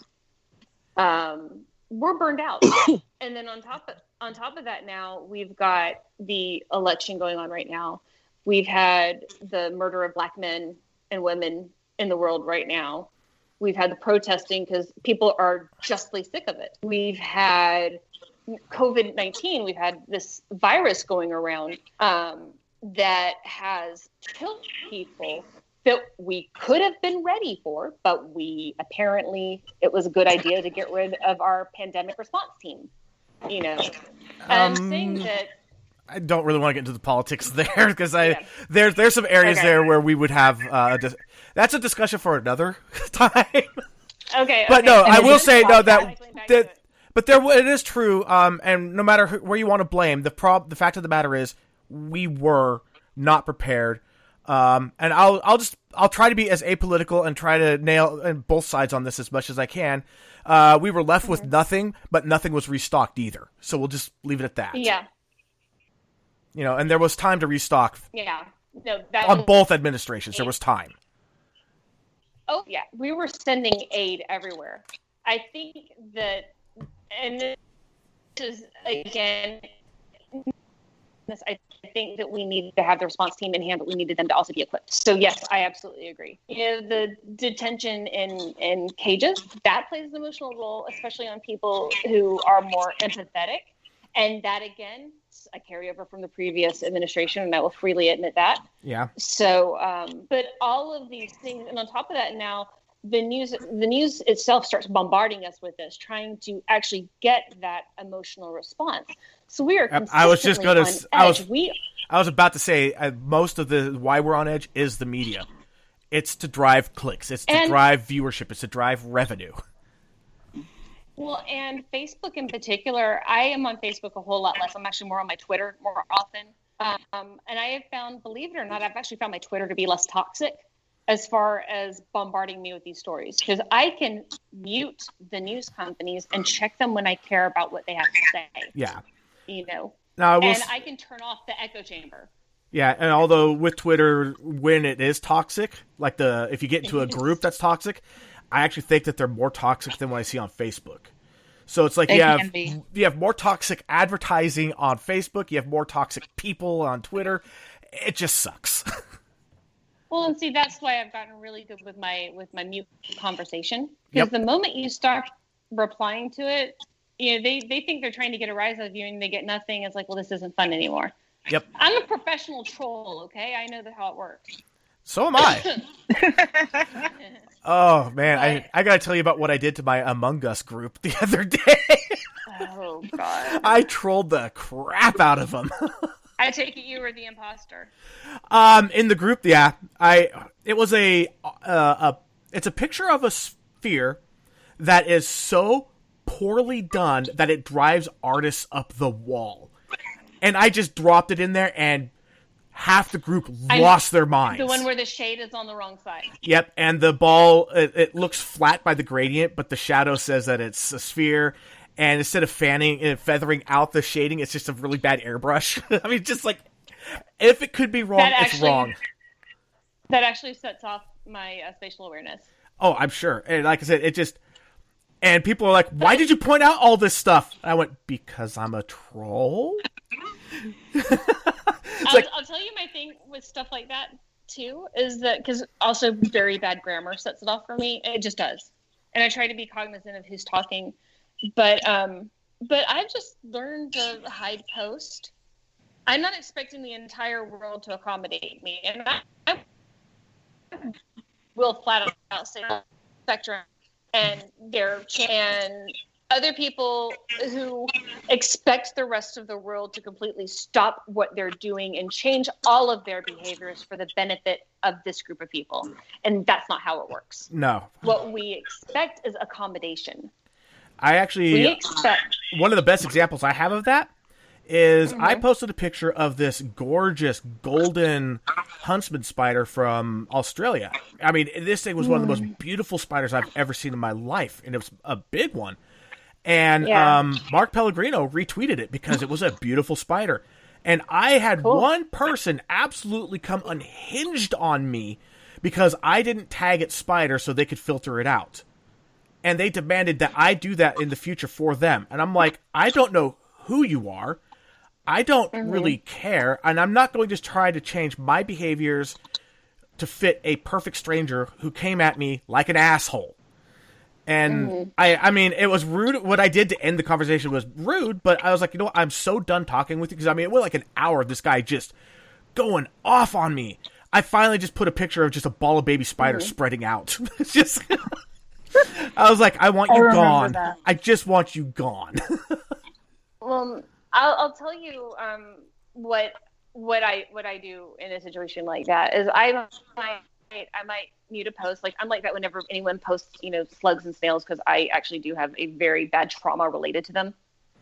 I won't go into that because, yeah, that's much.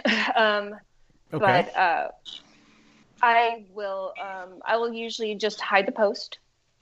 I will mute people if they're consistently doing stuff like that. I will use trigger warnings for things that are very common, like abuse, rape. Right. And I try to do that too. It was just this one Yeah. time I was just like, hey, check this out. That was all it was. That's fine. And all he had to do was mute.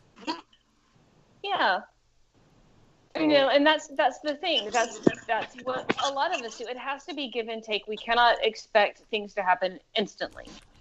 You know, we as people need to learn how to be reasonably offended. Does that make sense? I think I get what you're saying. Like, it's okay to be offended, but don't take it out on someone. Right. We are always going to find something that troubles us, that might set us off, that is uncomfortable. And that is part of being human. Whether you're autistic, neurotypical, lobotomized, it doesn't matter. Traumatic brain injury. We all have to learn. And I'm saying this for everybody. And me, I have behaviors to unlearn. I have things that I need to be better about myself. So I'm not saying this as y'all need to do this. I'm saying this as us, we, as a people. We need to learn that, number one, diversity is our biggest strength. Different minds, different thoughts, different aspects of life, different backgrounds. These are all things that make us strong. And especially for America, it makes us really unique. Exactly. And the one that I think that gets put on the back burner too often and needs to be valued, diversity of opinions, diversity of ideas. Yes. Those are huge. Yes. That's what our country's founded on. Mm-hmm. And you never know where those ideas are going to come from. They could come from literally anybody. Stop treating your politics like it's a religion. Thank you. Yes. Like you and I, we can have these conversations. I cannot have them with my mother. I can't have them with half the people that we used to work with, which is why I was so happy to go home. because I was the odd man out, except for I found a few others in there, and we connected pretty strongly. But even with them, it's like, look, I can have these conversations with my friends that are on the other side of the aisle. If you have a problem with that, then you have a problem with me. And that's where it comes from. You know, it's like I'm a big old socialist, and we found common ground. And I'm a capitalist. I mean, we're talking about opposite ends of the spectrum there, but we have common ground. I think largely because what we both want is the betterment of everybody. We disagree on how to get there, but we both agree on the same goal. So how can I say that you're a horrible person because you want something good for everybody, just in a different way of getting there? I can't. But now there's people though, like, and I hate to say that my mom is like this, who will follow the current administration's ideology like it's blind faith. She's also Southern Baptist. And with that comes this sort of denial of ability to think critically and to listen to other people. They lock themselves, and people on the blue side of the force, they do it too. Oh, yes. Lock themselves in an echo chamber. It's confirmation bias 24/7. And we need to, no matter how uncomfortable looking at what the other side thinks makes us, to have a well-rounded opinion, you have to look at the other side, which is why I'm a big old socialist. You know, right? I mean, and actually, my version of socialism is definitely modified as I've gotten older. I'm not like diehard. So there's some things that I don't think should happen. I believe in balance. And so you cannot have balance if you don't have that echo chamber broken. You have to break out of your echo chamber. You do. And so, and that is honestly. And it's like with this administration, I say, for me, it's a mixed bag. There's stuff I like, there's stuff I don't like. And that's with every administration. I can't name one administration where I went, absolutely everything was wrong. I can't. There's some administrations I could say, I hated the majority of what they did, but there's a few things I liked. And there's some that I could go, I liked a lot of what they did, but there's some stuff I really hated. And that's being real. Well, I'll tell you this, kind of how I am about it is that, maybe, the Cheeto has done a few good things that have benefited people, but also thanks to Hitler, we had Volkswagen. Go fig. Uh, That's how I feel about it. But yeah, and again, that's where I respect your opinion.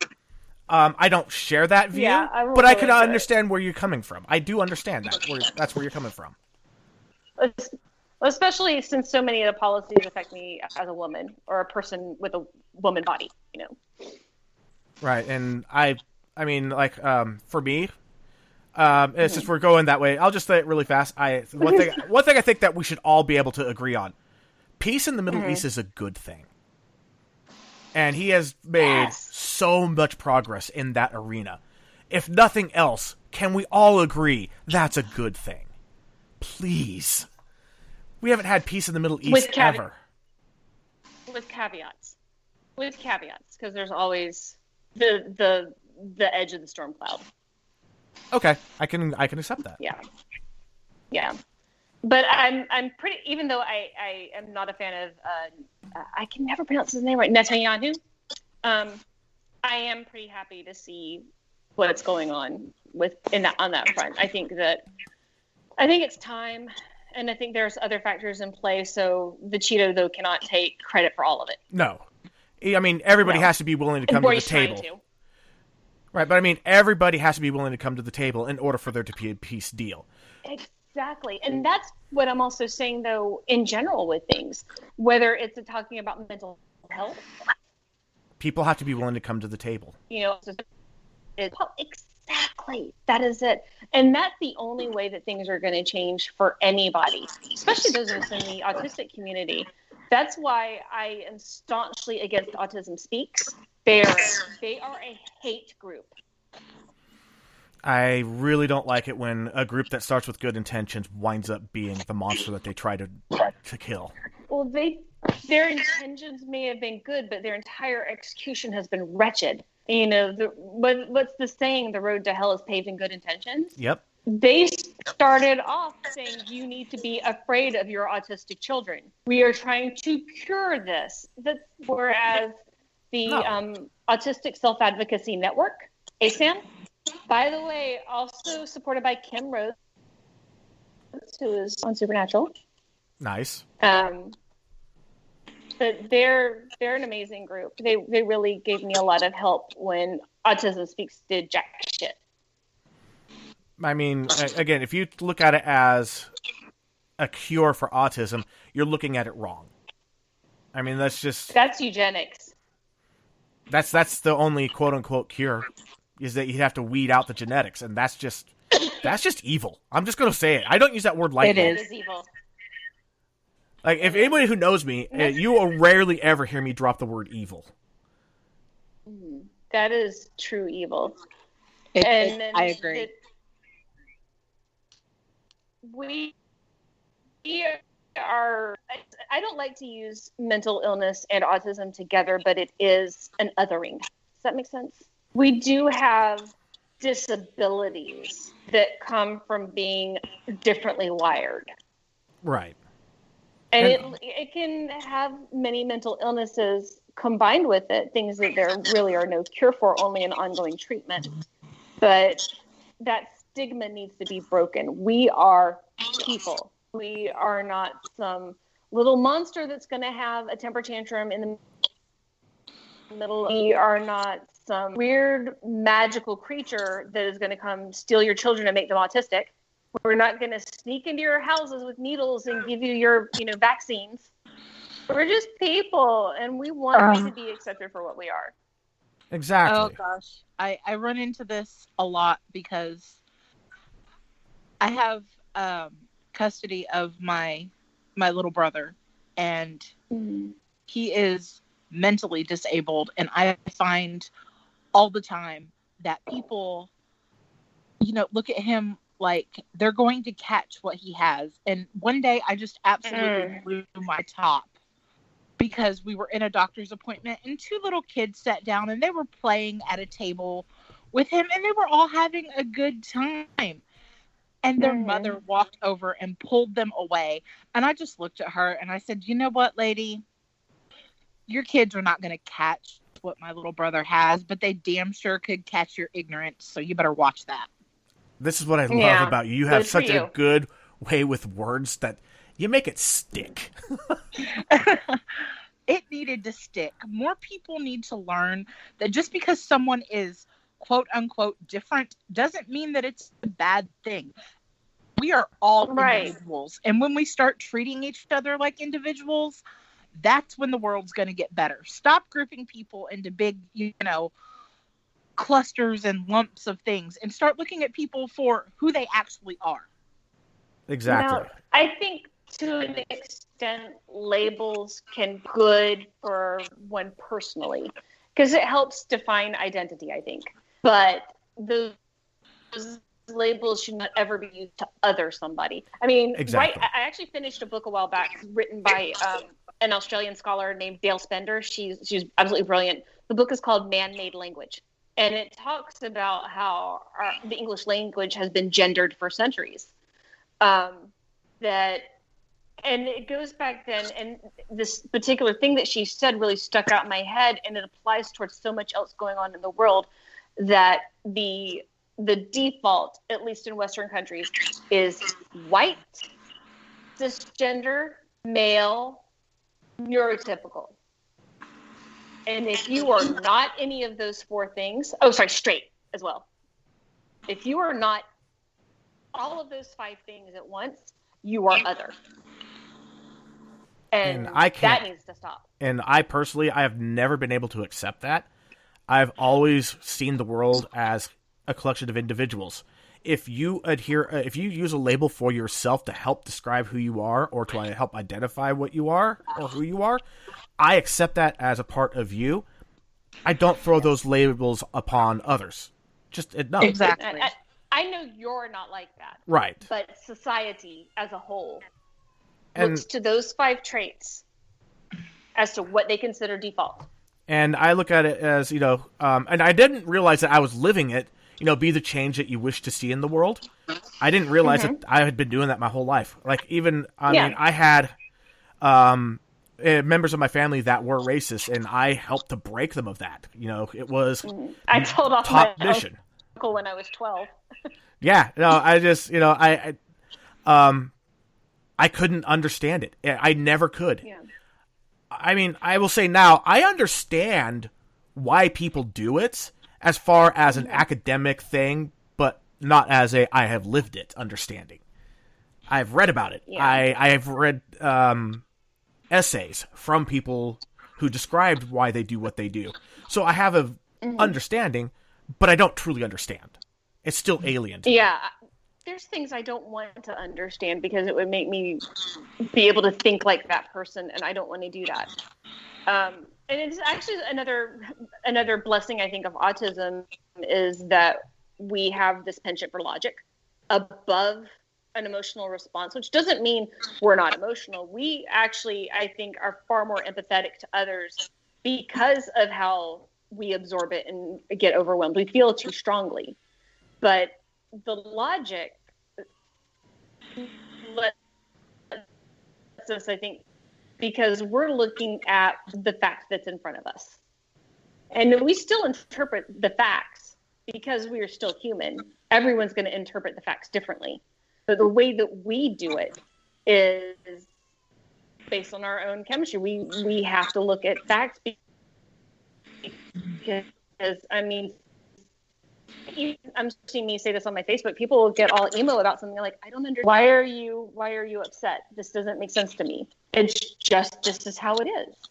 Right. And one of the most profound things I ever learned in therapy is my therapist held up one hand like this and said, this is what happened. And for people that aren't seeing it, it's right over my left shoulder, my left hand upwards. Right over my right shoulder upwards is, this is my response. What's in the middle? Yeah. And if my response does not match the situation, the problem is in the middle. It's me, how I interpreted it. Mm-hmm. And that was so powerful. We need to act and not react. Reacting can be good if it's a well thought out, well-rationed response. But a knee-jerk reaction is that's almost always acting. wrong. Okay, I see where you're coming That's from. what I look. Yeah. Well, I mean, the only time you really need to react is like if you're trying to swerve in traffic, or someone's trying to kill you. Then you can react and run like hell. Just Right. That's when lizard brain is important. I love that lizard brain. Oh, man, DeVern, I feel so bad. He just said, I feel so little anymore, though. Feel so little. Yeah. Feel what? He feels so little anymore. Oh. You know what, though? Just being in that chat and being upfront and asking honest questions and wanting to know more, that's a big thing. You're putting yourself out there and being vulnerable to learn. Oh, DeVern has been that way since day one. Yeah, he definitely has. Yeah. I'm super proud of that. And we actually had one guy, Tommy, he pops on every once in a while. He also really opened up during an episode about abuse. Mm. So yeah, no, we have amazing fans. Our chat room may not be the busiest thing in the world, but the people that are in there are amazing. Yeah, definitely, I agree. And I think it's the anxiety and the autism that comes together. Yeah, I know that with me, if I'm being really anxious, emotions tend to go away. Yeah, there is. I'm trying to think of what one of the tools. It's a spinning ring that you can get to where it's basically almost like having a fidget spinner, but it's in a ring and you can move it around. Like it's on a track, like a little round coaster type thing. Oh, I've seen those.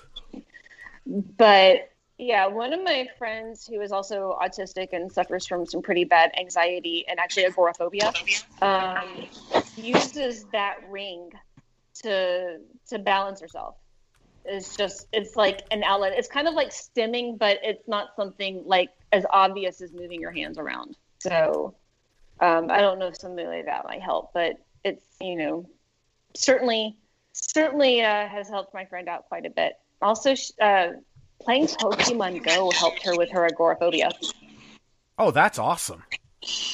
Yeah, because it encouraged her to get out of the house and talk to people. And when she had her phone in front of her, she didn't notice that the whole big world was out there. She was catching Pokemon and finding other people who like to catch Pokemon. So, that is so cool.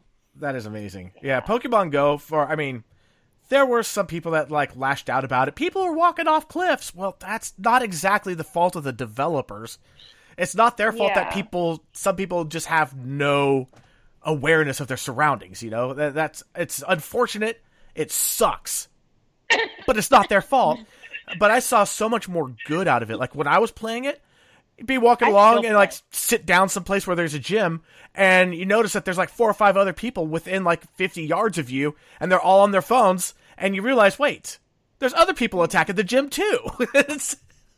Yeah, we had a fun moment like that in Old Sac. Just my friend, one of mine and Rob's friends in Canada was visiting. This was last year, and we were walking around Old Sac, and we stopped to do a raid, and there were a bunch of other people trying to do the raid. So I think I might have to switch myself to speaker because my headphones are fine. They just gave me the 18% warning. Yeah. I need to get new ones. Mine gave me the 18% warning way early now. I won Power Beats. Nice. I don't know when I'm getting them, but I won them. Yeah, because I won my AirPods and I won a Beats Pill Plus. Nice. See, Dan won 2 pairs of Beats and he sold one before, so we still have the other Beats. Nice. But you know what else I actually won through the employment place? My Switch. Nice. Yeah, you told me about that. Animal Crossing is my savior. I love. Oh my god, I love Animal Crossing. Okay, you and I are gonna have to exchange friend codes. Oh, definitely. You can come visit Koholint Island. I have been playing Animal Crossing since the very first Animal Crossing. I am so left out on this. American Animal Crossing?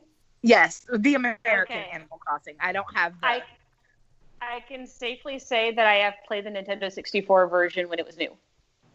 But this was at a demo kiosk in San Francisco, at a import video game store that's no longer there. I think it's now like the Sanrio. I have so many versions of Animal Crossing because I have it for my Switch and I have it for the DS. I am a total Nintendo girl. Mm. So I am Animal Crossing, The Legend of Zelda, Mario. These are my jams. I have every version of Animal Crossing that was released in the US, including the board game and Happy Home Designer. And I have a Japanese copy of it was Animal Crossing E+, so it was when Japan got our I'm actually still studying Japanese. I would have to sit with my dictionary to get some of it, but thankfully, because it was meant for a younger audience, it has furigana next to the kanji, so it makes it a little bit easier to read.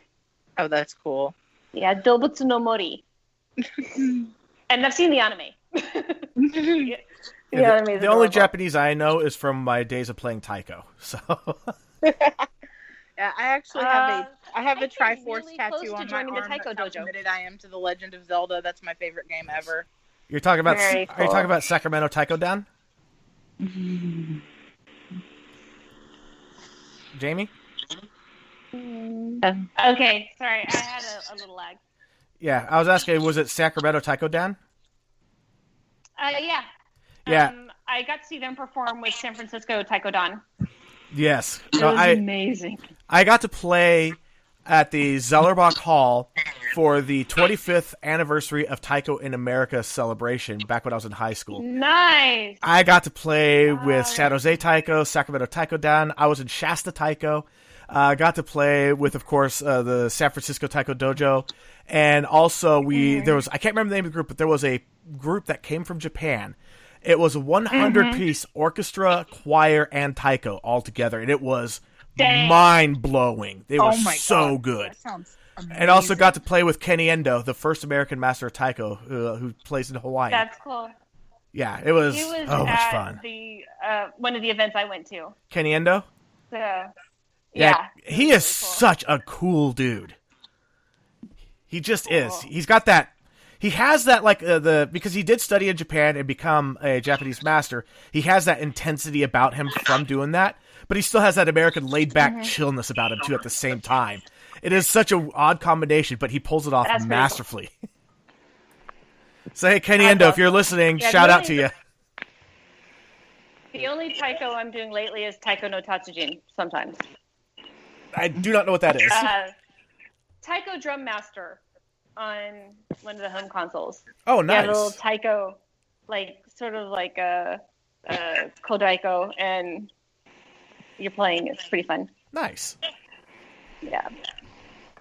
So, yeah, we've actually run over 2 hours at this point. I wasn't expecting it to go this long. Oh, jeez. Welcome to what my Sunday nights are like. Yeah. Yeah, I was only on for the 1 hour. Then I had to go. We're a 3-hour train wreck. So, anybody have any questions? I will say while they're typing, if they are typing, that my daughter's speech therapist is likely listening to this episode. She isn't now. She will be later. She has a child with autism and was highly interested in listening to what you had to say. So, I hope that you're listening. Oh, and I hope I enlightened people.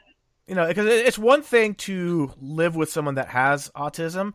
It's another thing to speak to someone who is autistic or has autism, and they're talking about their experiences, because that's an inside look, and that's amazing. Yeah. I mean, you look at my brain, it's like Eddie Izzard. It's all sticky. Javerne says, "Thank you, Jamie. You are awesome. Do you post autism stuff on your Twitter?" Sometimes I do. Lately, I've been, doing a little bit of Twitter canvassing, so I've been a little bit more socio-political lately. But I am planning on a blog post about being an autistic gamer. at GenXGeeks, GEEX.com. And I'll make it a point to post more things about autism. I mean, whenever they cross my feed, I certainly repost, but I'll definitely get some more insights on my Twitter. I also do have another Twitter that's also just GenXGeeks. They use to promo the site, but I'm going to be doing a little bit more also with highlights of certain things that I'm going to be researching for blog posts. So there'll definitely be some autism. Actually, I did have a Tumblr. Okay, this is great because I have to see if my Tumblr is still around. Oh, fantastic. I had a Tumblr, and I might have changed the name of it. I'm looking to see if I still have it. It's Aspergaru. Let me see if it's still there because it was before I learned. Yes, it's still there. So, ASPERGYARU.tumblr.com, because I was also into Garu culture at the time. So it's. I didn't get that. Stop, Siri. Yeah, so it was ASPER. DY. So like Alpha Sierra Delta. Oh no! Start over. Okay. Alpha Sierra Papa Echo Romeo Golf Yankee Alpha Romeo Uniform. And that was Tumblr. Tumblr.com. No E in the Tumblr. Yeah. Got it. I'm so glad that I learned the phonetic alphabet. Me too. Same. I was typing that out again. You beat me to it. I have a lot of stuff on there. Like, I don't even know why I quit posting on there, but I need to change the name of it because of the connotation for Asperger's. But yeah, I have a few comics on there, but I also have like this autism glossary or dictionary that I think it's a tag on there. But yeah, I actually have a lot of good stuff on there that I had posted, and this is years ago. But I've left the Tumblr active because, I think a lot of people could benefit from some of the information I have there. Okay. We That's have awesome. Kat who says, thank you for sharing, Jamie. Thanks, Ian Betsy. Good night, everyone. The audio is causing me to clench my jaws. Time to log off. I'm sorry. Yeah, sorry about that. I still remember the very second episode that we ran was right after the entire nation shut down and everyone was working from home, and the internet in the West Coast just didn't have the bandwidth. I was constantly I was dropping the connection completely from the server. So it was a nightmare. So this is nice in comparison. Oh no, trying to do Orange Lounge Radio when we first went through Discord, because that's how, of course, we do as you learned, we do ours through Discord because we can link it to Twitch. It was we had some fun times. I'll leave it that way. All right. By fun, I mean not really. Yeah, of course. So I think right about now would be a good time to probably wrap it up. We've been going for almost 2 hours, 15 minutes. How long do your shows usually last? About 2 hours. Hour and a half to 2 hours. Okay. So we run a little long. We have a hard limit of 3 hours. Okay. Like, it literally cuts off at 3 hours exact. We kind of get sometimes we'll go past 3 hours, sometimes we'll do 2.5, but 3 is our usual. So that's why you're no problem just cruising along here. Yeah, I'm just blah blah blah blah blah. Oh, tangent, blah blah blah blah blah. Yep. Yeah, we tried. Oh. We used to, when we first started out the first season, we had a 45-minute hard limit, and then I got a donation that went to paying for a year of the higher tier of hosting, which gave us 3 hours. Rad. That was awesome. Yes. Yeah. At this point, the podcast is self-sustaining, which is awesome. That's cool. I'm aiming for that with my blog, so I set up a Ko-fi, Ko-fi. And I've heard about that one. And I'm finally getting my Amazon. It ain't cheap. All right. So again, one more time, if you want to go ahead and plug your Orange Lounge Radio again or anything else, do it. Yes. So Orange Lounge Radio, we are live Sundays at 6:00 p.m. Pacific, at twitch.tv/VOG Network. That's Voice of Geeks. So Victor Oscar Golf Network. Perfect. I have Gen X Geeks, GEX. .com is my brand new blog. I have a Twitter for that one. My main Twitter handle is and you broke up. We couldn't get your main Twitter handle. Oh, Dark Sakura, Sakura, like cherry blossom. I have the same Instagram, so look for me there. My cat has an Instagram. It's Patiddles. Nice. Aw. Patiddles. Yeah, Patiddles. Nice. Her name is Midna. Speaking of The Legend of Zelda. Yes. Her nickname is Middle Spatiddles. I don't know if you saw my cat jump on my lap for a little bit there. My black cat, Ryuk. I did. I love that cat. Great. Yep, I'm not a big anime fan, but I fell in love with Death Note. Actually, there he is right there on the cat tower. Oh, I remember when you first got him and you were like, I don't know what to name him. I'm like, call him Ryuk. And so I did. That's perfect. Yeah. Well, He's a beautiful kitty. My hubby and I always wanted to name any cat that we got after a video game character, and it started when I had Shermie. Her name on paper was Sherman, so I'm like, well, I like King of Fighters. Her name is Shermie, but she ended up being like a big fat cuddle bug. Oh, nice. But Midna is impish. She is attitude, so Midna fits her. I've had many pets named after anime characters, mostly my hamsters. Yeah. I had a cat named Ranma. I have. This is when I was watching Ranma fan subs. I'm old. A lot of my pets were named after Wheel of Time characters. So. Oh, nice. That's cool. Now, I had a cat that lived to 26 years old. His name was Skimbleshanks after the play cats, but we called him Sean, and then we called him Old Man. That is an old cat. That's an old cat. He lived happy. He died happy. Good. Anyway, so we should probably wrap it up. Thank you again for coming. I really appreciate it. Cat Chat has been brought to you. Yes. Wait, let me bust out some cat facts. I would love to have you back on the show. Maybe get some other members from Orange Lodge Radio on. It would be great. For sure. But may I make one supernatural quote speaking of cats? Oh, yes. The penis of a male cat is barbed along its shaft. The female cats were not consulted in this. That was the cat fact I was going to bust out. Oh, God, I love it. Like us. Cass, are you drunk? No. Yes. I'll interrogate the cat. What'd you do? I found a liquor store. And I drank it. And I drank it. That's like my favorite thing ever. Yeah. That and pacifist Crazy Castiel. Oh, that was great. Javern, we can't wait to have the sandwiches too. I also loved the sex guru Castiel. That an Apocalypse World, yeah. Yeah. That was cool. All right. Okay, All right. We could go on about this, but I think that my half voice. Yep, and we're breaking up again. So yeah. Anyway, thank you. Really appreciate it. You're welcome. Want to have you back. I know that I've been invited back. I look forward to it. It was after the New Year, so we'll have lots to talk about because as the way it's looking right now, the COVID spike's going to be really bad at that point, and mental health is going to be a hot topic.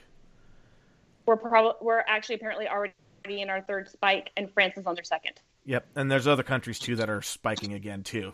It's insane. It's a cold weather, like all coronaviruses, they're cold weather preferred. And what's happening now? We're getting cold weather.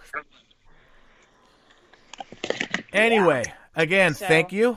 But you know what? In 2 hours, you can watch Supernatural. Yes. I gotta get the kids in the bath and bed. Then I can watch Supernatural.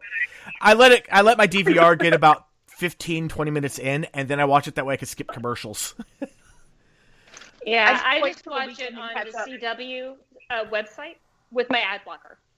Nice. All right, so everybody, If you guys don't watch Supernatural, do so. At least watch the first episode. The pilot is so good. If the pilot doesn't catch you, the series is not for you. That's just it. It's such a great series. Last little tidbit. Jensen got the original baby, but Jared got the second one. Wait, what was it? They both went home with impalas. Nice. Baby is amazing. They needed to. That was awesome. That episode, Baby, was amazing.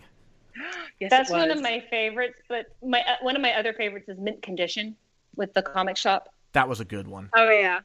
My Vern Turkey liked the Scooby-Doo crossover. That was brilliant. Scooby Natural. Scooby Natural was awesome. I have the sticker of that on my cup. I love it. Yeah. Hey, Sam, look. I got a bigger mouth. Oh, my God. How funny was Velma flirting with Sam all the time? Oh, my God. That was so great. All right. Seriously. Gotta go. Okay. All right. Love you guys. All right, everybody, good night. We'll be back next week at 6 o'clock p.m. Pacific time, 9 o'clock Eastern, with a new guest. Until then. Good night, everybody. Good night. Bye.